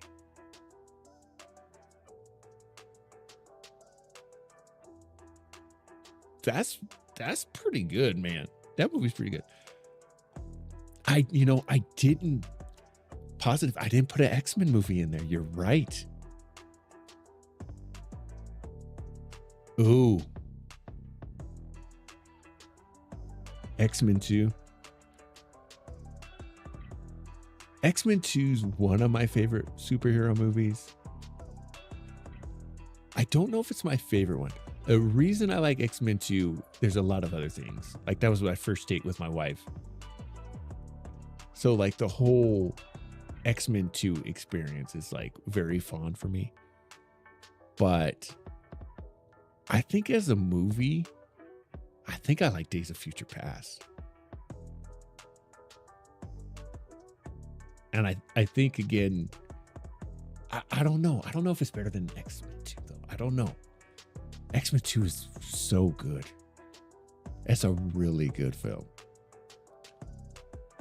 And the reason that I like Days of Future Past is because of what happened in X-Men 2. Nightcrawler, that's my guy. My kids, so I'm a teacher, and my kids at school asked me if I could have one superpower, what would it be? And they're like, well, obviously Spider-Man's your favorite character. You would want spider powers. I said, no. My superpower that I would want is Nightcrawlers. I would love to be able to disappear. And they're like, that's the lamest superpower ever, to teleport. I said, think about this. I'm teaching at school right now, and you asked me, what am I doing this weekend? I'm going to Hawaii, then I'm going to Vegas, then I'm going to London. And I can do all of those things in 10 minutes. That's the best superpower ever. So I don't know. I need to break down the X-Men movies on which ones I like the most and really think about that. It's between X-Men 2 and Days of Future Past. I mean, I wanted so bad. I wanted so bad to see the Sentinels, and I loved what they did with the Sentinels in Days of Future Past. Or said Winter Soldier is totally different from Civil War. Like, you know this, man. Come on. Yeah, and that's what I'm saying. Yet I think Civil War had to prove. I don't know if it had to prove more, because the original Captain America movie is not that great. It's not bad, but it's not that great. So Winter Soldier did have to prove that Cap could do it. But I remember sitting in the theater in 2 movies, and see, I have to go top 10 probably, because I remember sitting in Guardians and going, I don't want this movie to end. And like I almost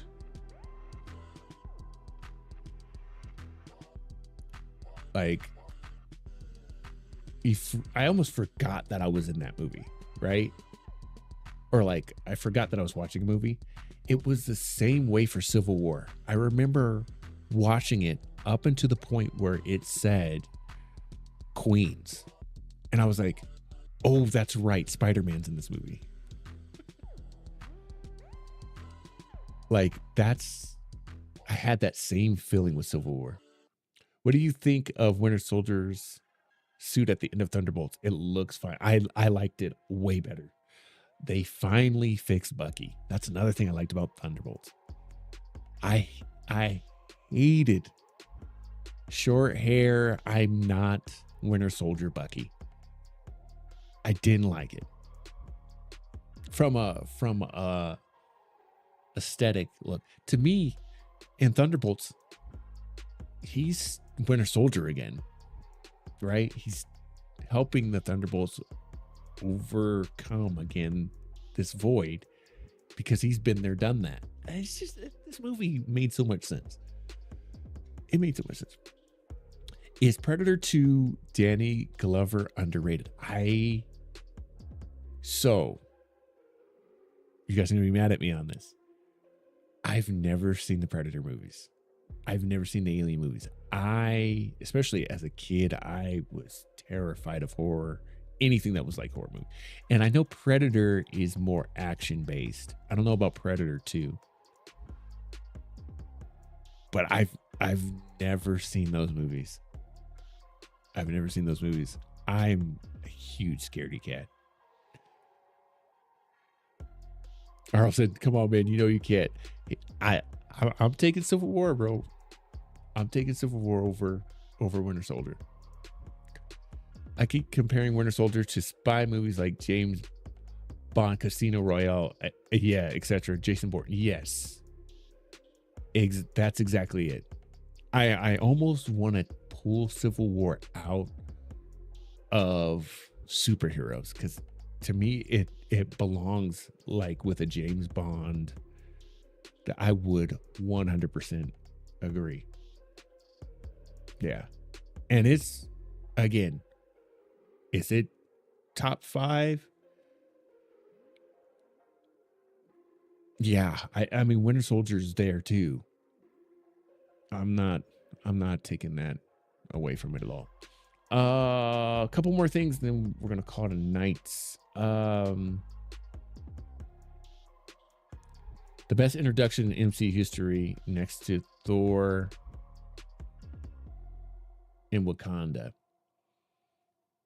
Yeah, that's what I'm saying. How in the world do you do a backdoor pilot in a movie twice? I mean, you could argue that, again, going back to DC for a second, Arrow did a good job of bringing in Flash, right? But the way that opening shot of Black Panther is, watching that scene gives me chills. That's when he is revealed, like it looks like a comic book panel. It looks like the same thing when Spider-Man lands and he takes the shield. Hey, everybody, like it looks like a comic book panel. Those are moments that, again, you can relive. Positive says, my favorite spy movie is Gina Davis, The Long Kiss Goodnight with Samuel L. Jackson. That's a classic. I've never seen that movie, but I know of it. But that's one I need to watch. Arrow said, I can't wait for Professor X to freeze all the Avengers and then get his head snapped. Positive says, I don't like the young X-Men cast apart from young Magneto. Interesting. You know, is that young cast better than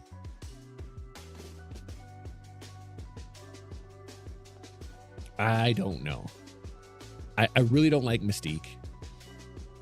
I think they tried to Wolverine Mystique in the new cast, and that just doesn't work. They should have tied Mystique, Rogue, and Nightcrawler together more.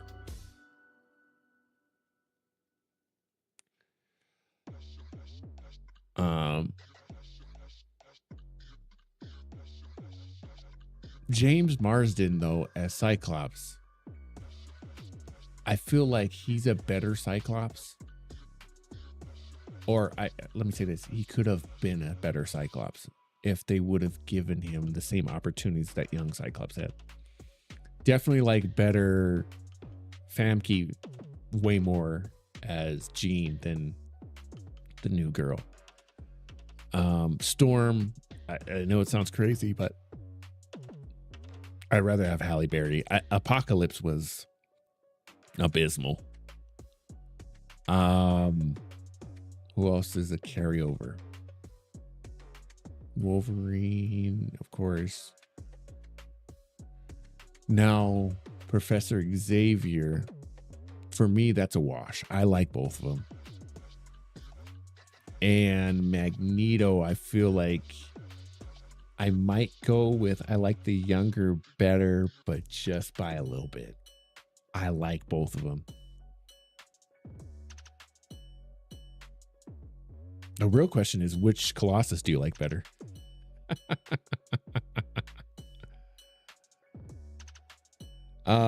Clue said, do you know where Nightcrawler's teleportation leads before he goes? Yeah, he goes basically, yeah, it is into hell, isn't it? That's why it's like the smell and stuff when he comes back, you know, to the other destination, everyone's like, it's like the worst. Which for years I always thought, you know, it's like a portal. It's kind of like a Doctor Strange thing, walks from one side to the other, but he's actually going into another dimension, which is crazy. That's not how my power would work, though. It'd just be like Doctor Strange portal. Yeah. I think we're going to get something great with the Russo's X-Men. I think so too. Have I seen the Terminator, the Sarah Connor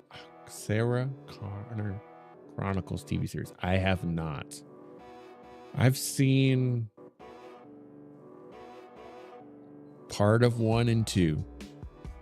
Again, I for some reason as a kid I thought those movies were horror movies, and Terminator's not. I've seen parts of 1 and 2. I've seen 3, unfortunately, because 3 was terrible. And then I saw the reboot with Christian Bale, thinking, all right, this is going to be my jumping on point for Terminator. And that movie, man, that was bad.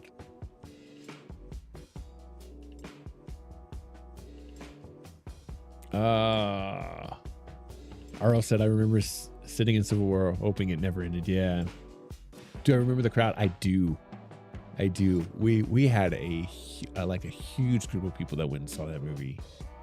And like when Spider-Man showed up, everybody went like, what do you think? And I'm like, he's dope. Like, he's awesome. You know. Let's see. Ain't no way I want Nightcrawler's teleportation or his father. So yeah, you ain't kidding.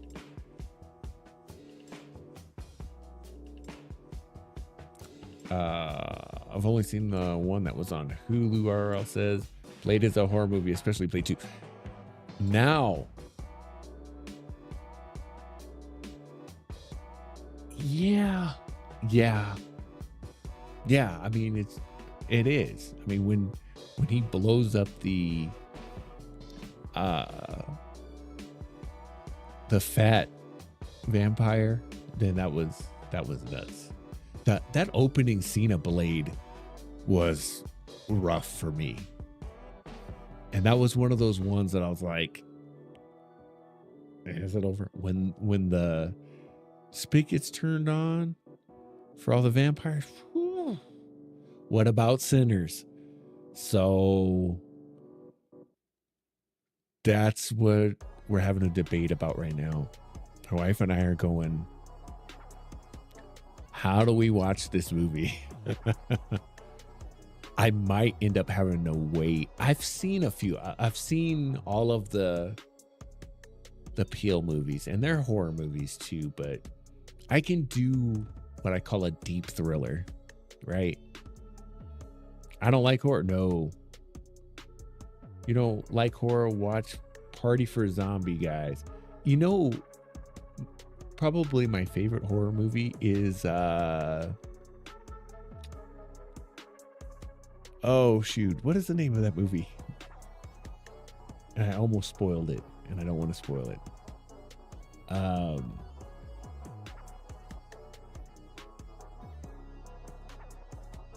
What is the name of that movie? Oh my gosh.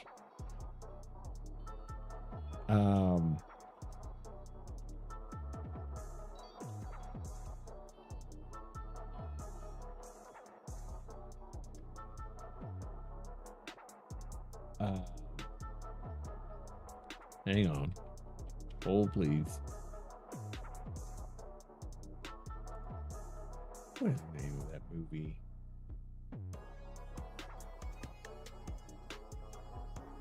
Oh my gosh, and I can't find it.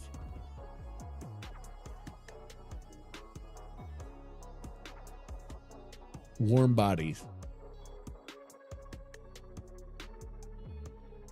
Which has Lex Luthor in it, right? AKA Cyclops. Or Beast. It'd be, yeah, it is technically a horror romance. Warm Bodies is probably my favorite horror movie. I also really liked, oh gosh, those comedy like horror movies.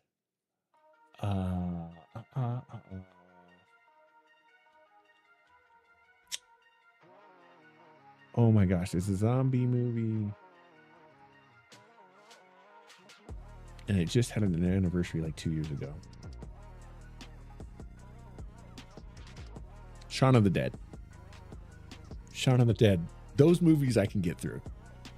I can get through movies like that. Now, Sinners, I think Sinners is going to be one of those ones that I'm like, I saw about 20% of that movie.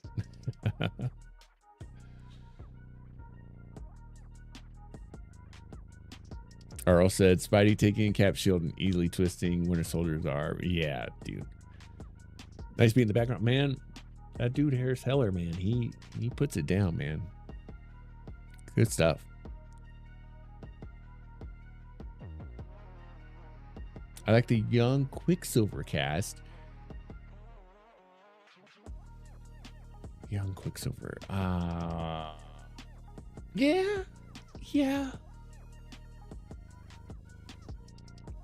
Yeah. I mean, better than the MCU's for sure.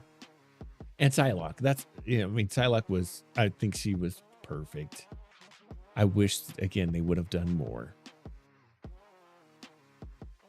Following up on the Nightcrawler's comment, Cyclops' optic blast leads to another dimension if he hits you with a full blast. Yeah, what is that about? I saw that. And it's called like the optic dimension or something like that, right? The punch dimension, that's it. Yeah. Which is crazy that he taps into another dimension. Sometimes I'm like, are we overdoing it with comics? Can we just, is it okay that the guy just shoots laser beams from his eyes? You know what I mean? I don't know. What do you mean the Blade opening scene was roughly, it was scary. That scene was scary as heck. I remember being a kid going,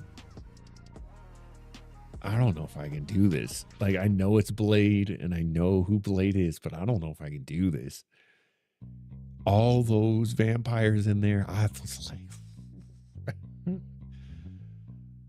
Positive says I don't watch horror either. I think horror is real. Yeah, it's yeah, right. I don't. My thinking is like, who wants to go pay to be scared? I don't want to pay to be scared.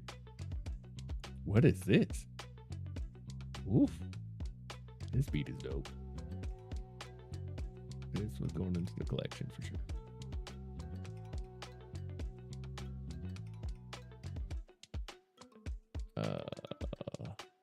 Hold up.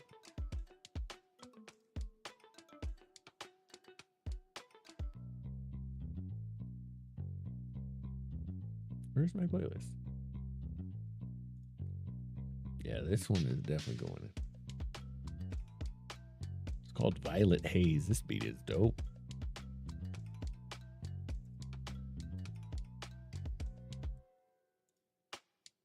One more time, we'll start that over. A couple more things. What time is it? Oh, it is 10:30 my time. I need to jump off here. Werewolf by Night in black and white and in color. I've been watching that every Halloween. That's one again.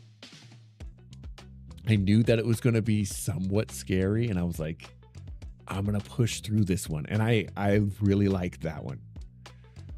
All the kid stories like Snow White, etc., are based off horror books. Yeah, that's nuts. Like, what is it, Hansel and Gretel? That's like a super scary sci-fi horror. Positive watch sometime. Okay, so like not Final. I can do Final Destination. I could do stuff like that. What's the one where they're, well, maybe that's Aliens, but isn't there another one where they get stuck on a ship? It's basically Dead Space.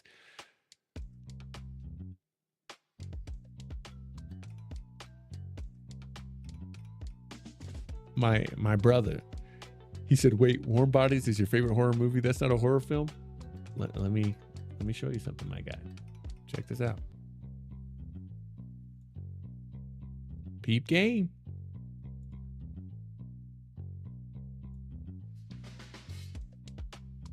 Yes, sir. I love that film. That was one that my wife actually kind of tricked me into. She was like, let's just go watch the zombie movie. I'm like, I'm not about anybody getting eaten. Worst superhero movie is Pedro Pascal's Wonder Woman 2011 with... Was he in that with Adrienne? I can never say her last name. Because I know they canceled that. Liz Hurley is the bad guy. I didn't know Pedro was in that. I know that costume looked terrible. And again, I liked her as Mockingbird. But that costume looked really, really bad. This is something original, so like, this is not a horror film. Give it a chance. Sinners. Again, Event Horizon is Dead Space. That's the one I was thinking of. That movie scares the heck out of me. The trailer scares me. Stuck on a ship. Yeah. Oh, man. And that's why when Dead Space came out, I was like, won't see me playing that one on stream. And I saw one of the kills where the guy's like, he can get like drilled in the eye. I was like, nope. Starship Troopers had a dark horror space movie. I didn't know that. I didn't watch that one. But like I said, I'm interested in Sinners. It might be one of those that I have to rent it and just like watch 10 minutes of it, then go touch grass, like quite literally. Yeah, I don't know.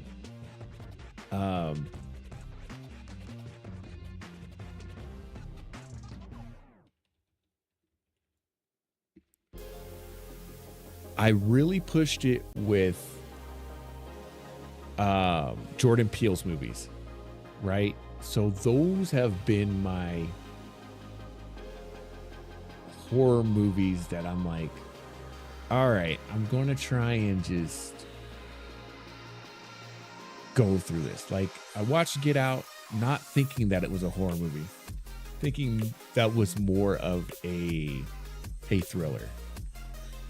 But then Us, I feel like Us was a horror movie. That movie was out of control. That movie was I think it's his scariest movie that he's made. That movie was too much. Then what else did we have after that?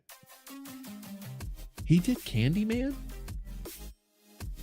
I didn't see Candyman, but I did go to Nope. We went to the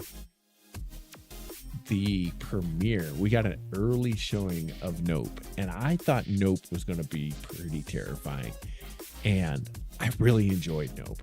I liked Nope a lot. Fallen, Denzel Washington is a good horror movie. Oh, you know Denzel did that one.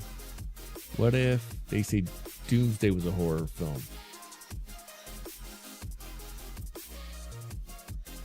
Has Marvel done a horror film?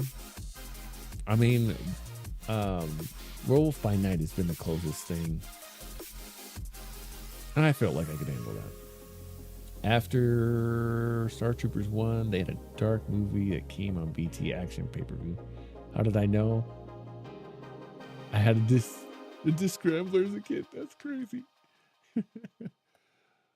What can actually scare you when you start thinking about them bringing actors and they just acting in a scene? You could easily manipulate yourself not to be scared when you know.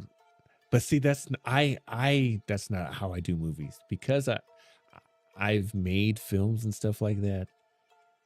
I tend to, when you make films, all of that movie magic you lose, right?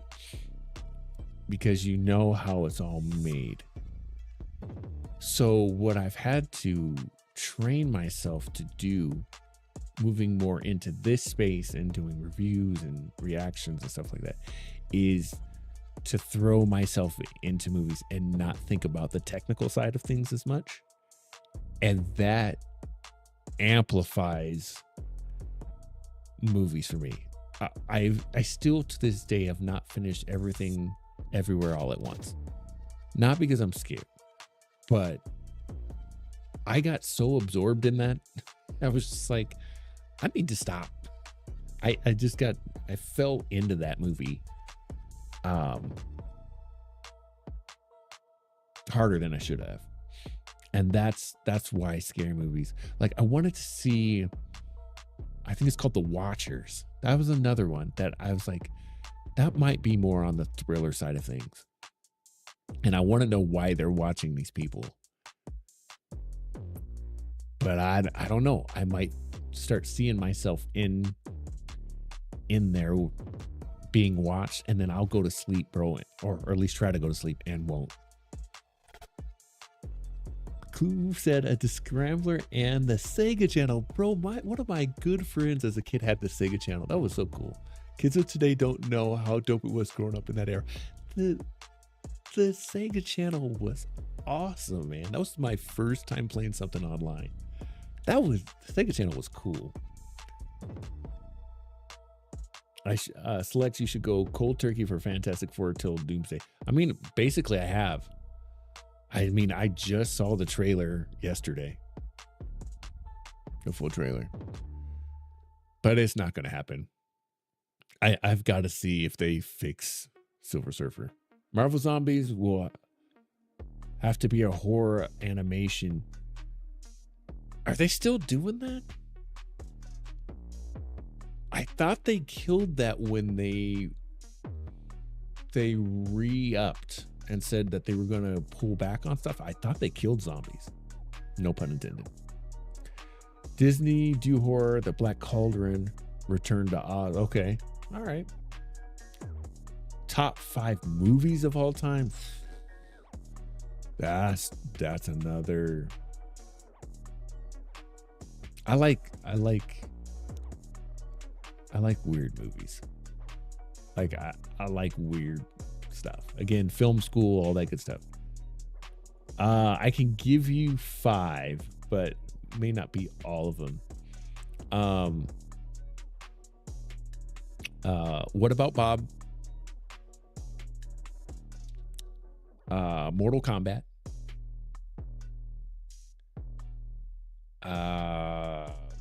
The Matrix, the original. I watch those movies every year.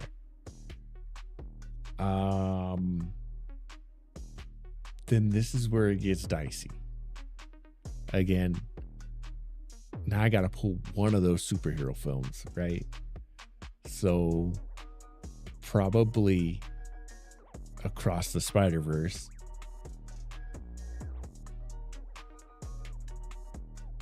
And then what's my indie?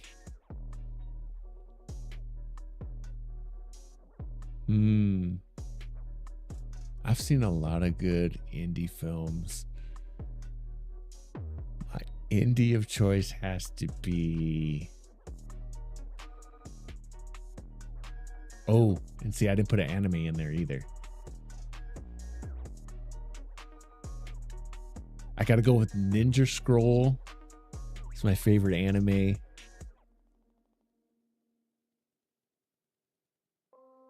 I love Ninja Scroll. That's a great film. And then I gotta think of, what would I put as my favorite like independent film? Man, that's tough.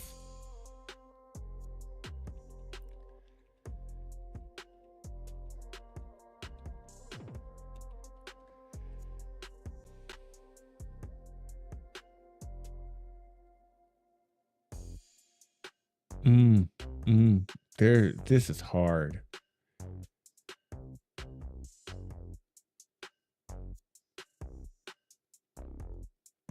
See, there's a lot that I've left out. Like, what's my favorite sports film of all time? It's Creed 2. I love Creed 2.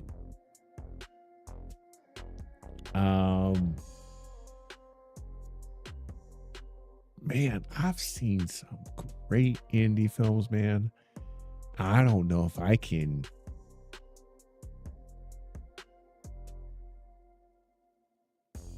If I can even drop this.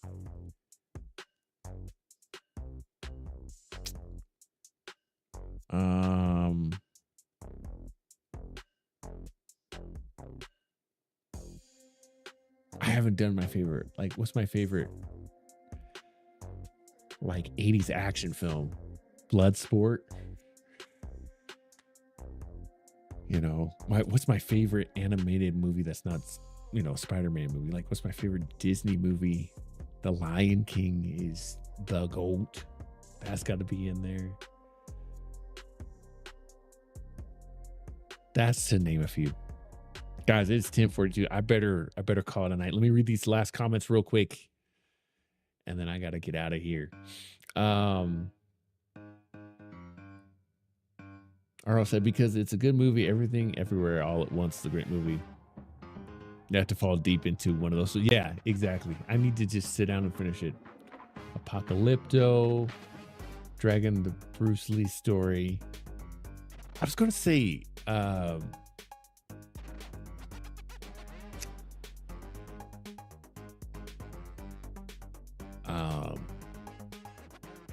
don't know if that's necessarily.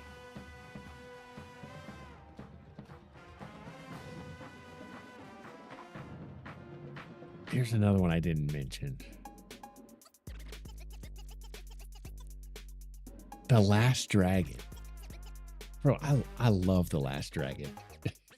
The Last Dragon is amazing. Right?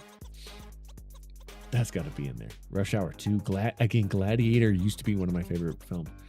This is going to surprise you. Maybe not, but I really love 300. 300 was a great movie. 300 for me is like, visually is probably the best movie I've ever seen. That movie was just so like, whoa, when I saw it. Brightburn, super. Yeah, I've heard about Brightburn. The Pianist, that I've heard a lot about that one. I have not seen that. As far as Fantastic Four, I was talking about Doomsday, the trailer. Go cold turkey. Don't watch it until it comes out. Oh, no way, bro. I got to see that. I got to see Doomsday. Because I got to see what Doom looks like. If he looks bad, I'm going to freak. Lost in Translation, Bill Murray. Blank Man or Meteor Man? I'm going Meteor Man. I need to rewatch. I've only seen Blank Man once when I was younger, but I've seen Meteor Man way more times than I should have. I love Meteor Man. The Transformer movie in '84. Good pick. Short Term 12 is a good indie movie with Brie Larson. Okay. Capernaum, greatest independent film I've ever seen. Check that. Okay. Sports Gladiator 1992 or Jerry Maguire. Toy Story is goated too. See, 3 I would consider. To me, there's a difference there because I studied animation as well. 3D film and 2D, or 3D animation and 2D animation. I have to give 2 different categories because there's just too many. I mean, that original Toy Story, again, seeing that was like Scott Pilgrim versus the World. That's another one. Limitless, Low Down Dirty Shame, Bad Boys. Give me. Here's the thing about Bad Boys. Give me all the Bad Boys. 1 was excellent. Or 1 was good. 2 was excellent. 3 was fine. But I love 4. 4 was. I loved 4. Meteor Man was an actual comic book character, I believe. Oh, really? I have to look into that. And that's where I was going to go, RL. The Big Green Sandlot. And I think Big Green and Sandlot I put over Mighty Ducks. And those. And I will put Sandlot just a smidge above the Big Green, but I love it. Yeah. Sandlot is my second favorite sports movie. It's my second. All right. My friends, my selectors who are all 100% Approved. I appreciate you guys so much, man. Make sure you like, share, and subscribe to the channel, guys. What a great stream this was. Thunderbolts overall, I did not give it a grade, so let's give it a grade. For me, Thunderbolts, couple of things that could have improved on. I can't go in A. Like I said, some of the decisions were bad. Didn't like how it didn't tie in and to the greater TV show side of things. And I didn't like how it spoiled some of the Fantastic Four. Outside of that, I really enjoyed the movie. I'm going with the B+. I enjoyed it. It's worth seeing. Go see it if you haven't yet. It's fun. It's fun. Grab a couple friends, grab some popcorn, and go see that one. Good stuff. All right. YouTube, Facebook, Twitter, Instagram, TikTok, Apple, and Spotify podcasts is where you can find myself and my sister, Elmo172331. We do clean content for you guys to come and check out, hang out, and be a part of our community. We appreciate each and every one of you. To RL, be positive, and Clue, you guys are getting the mustard of the day.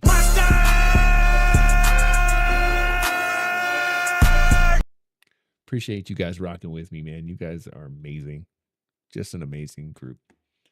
Until next time, do 2 things for me, though. Be kind to one another and Remember to choose your destiny. My name is Select Screen, and I'm out.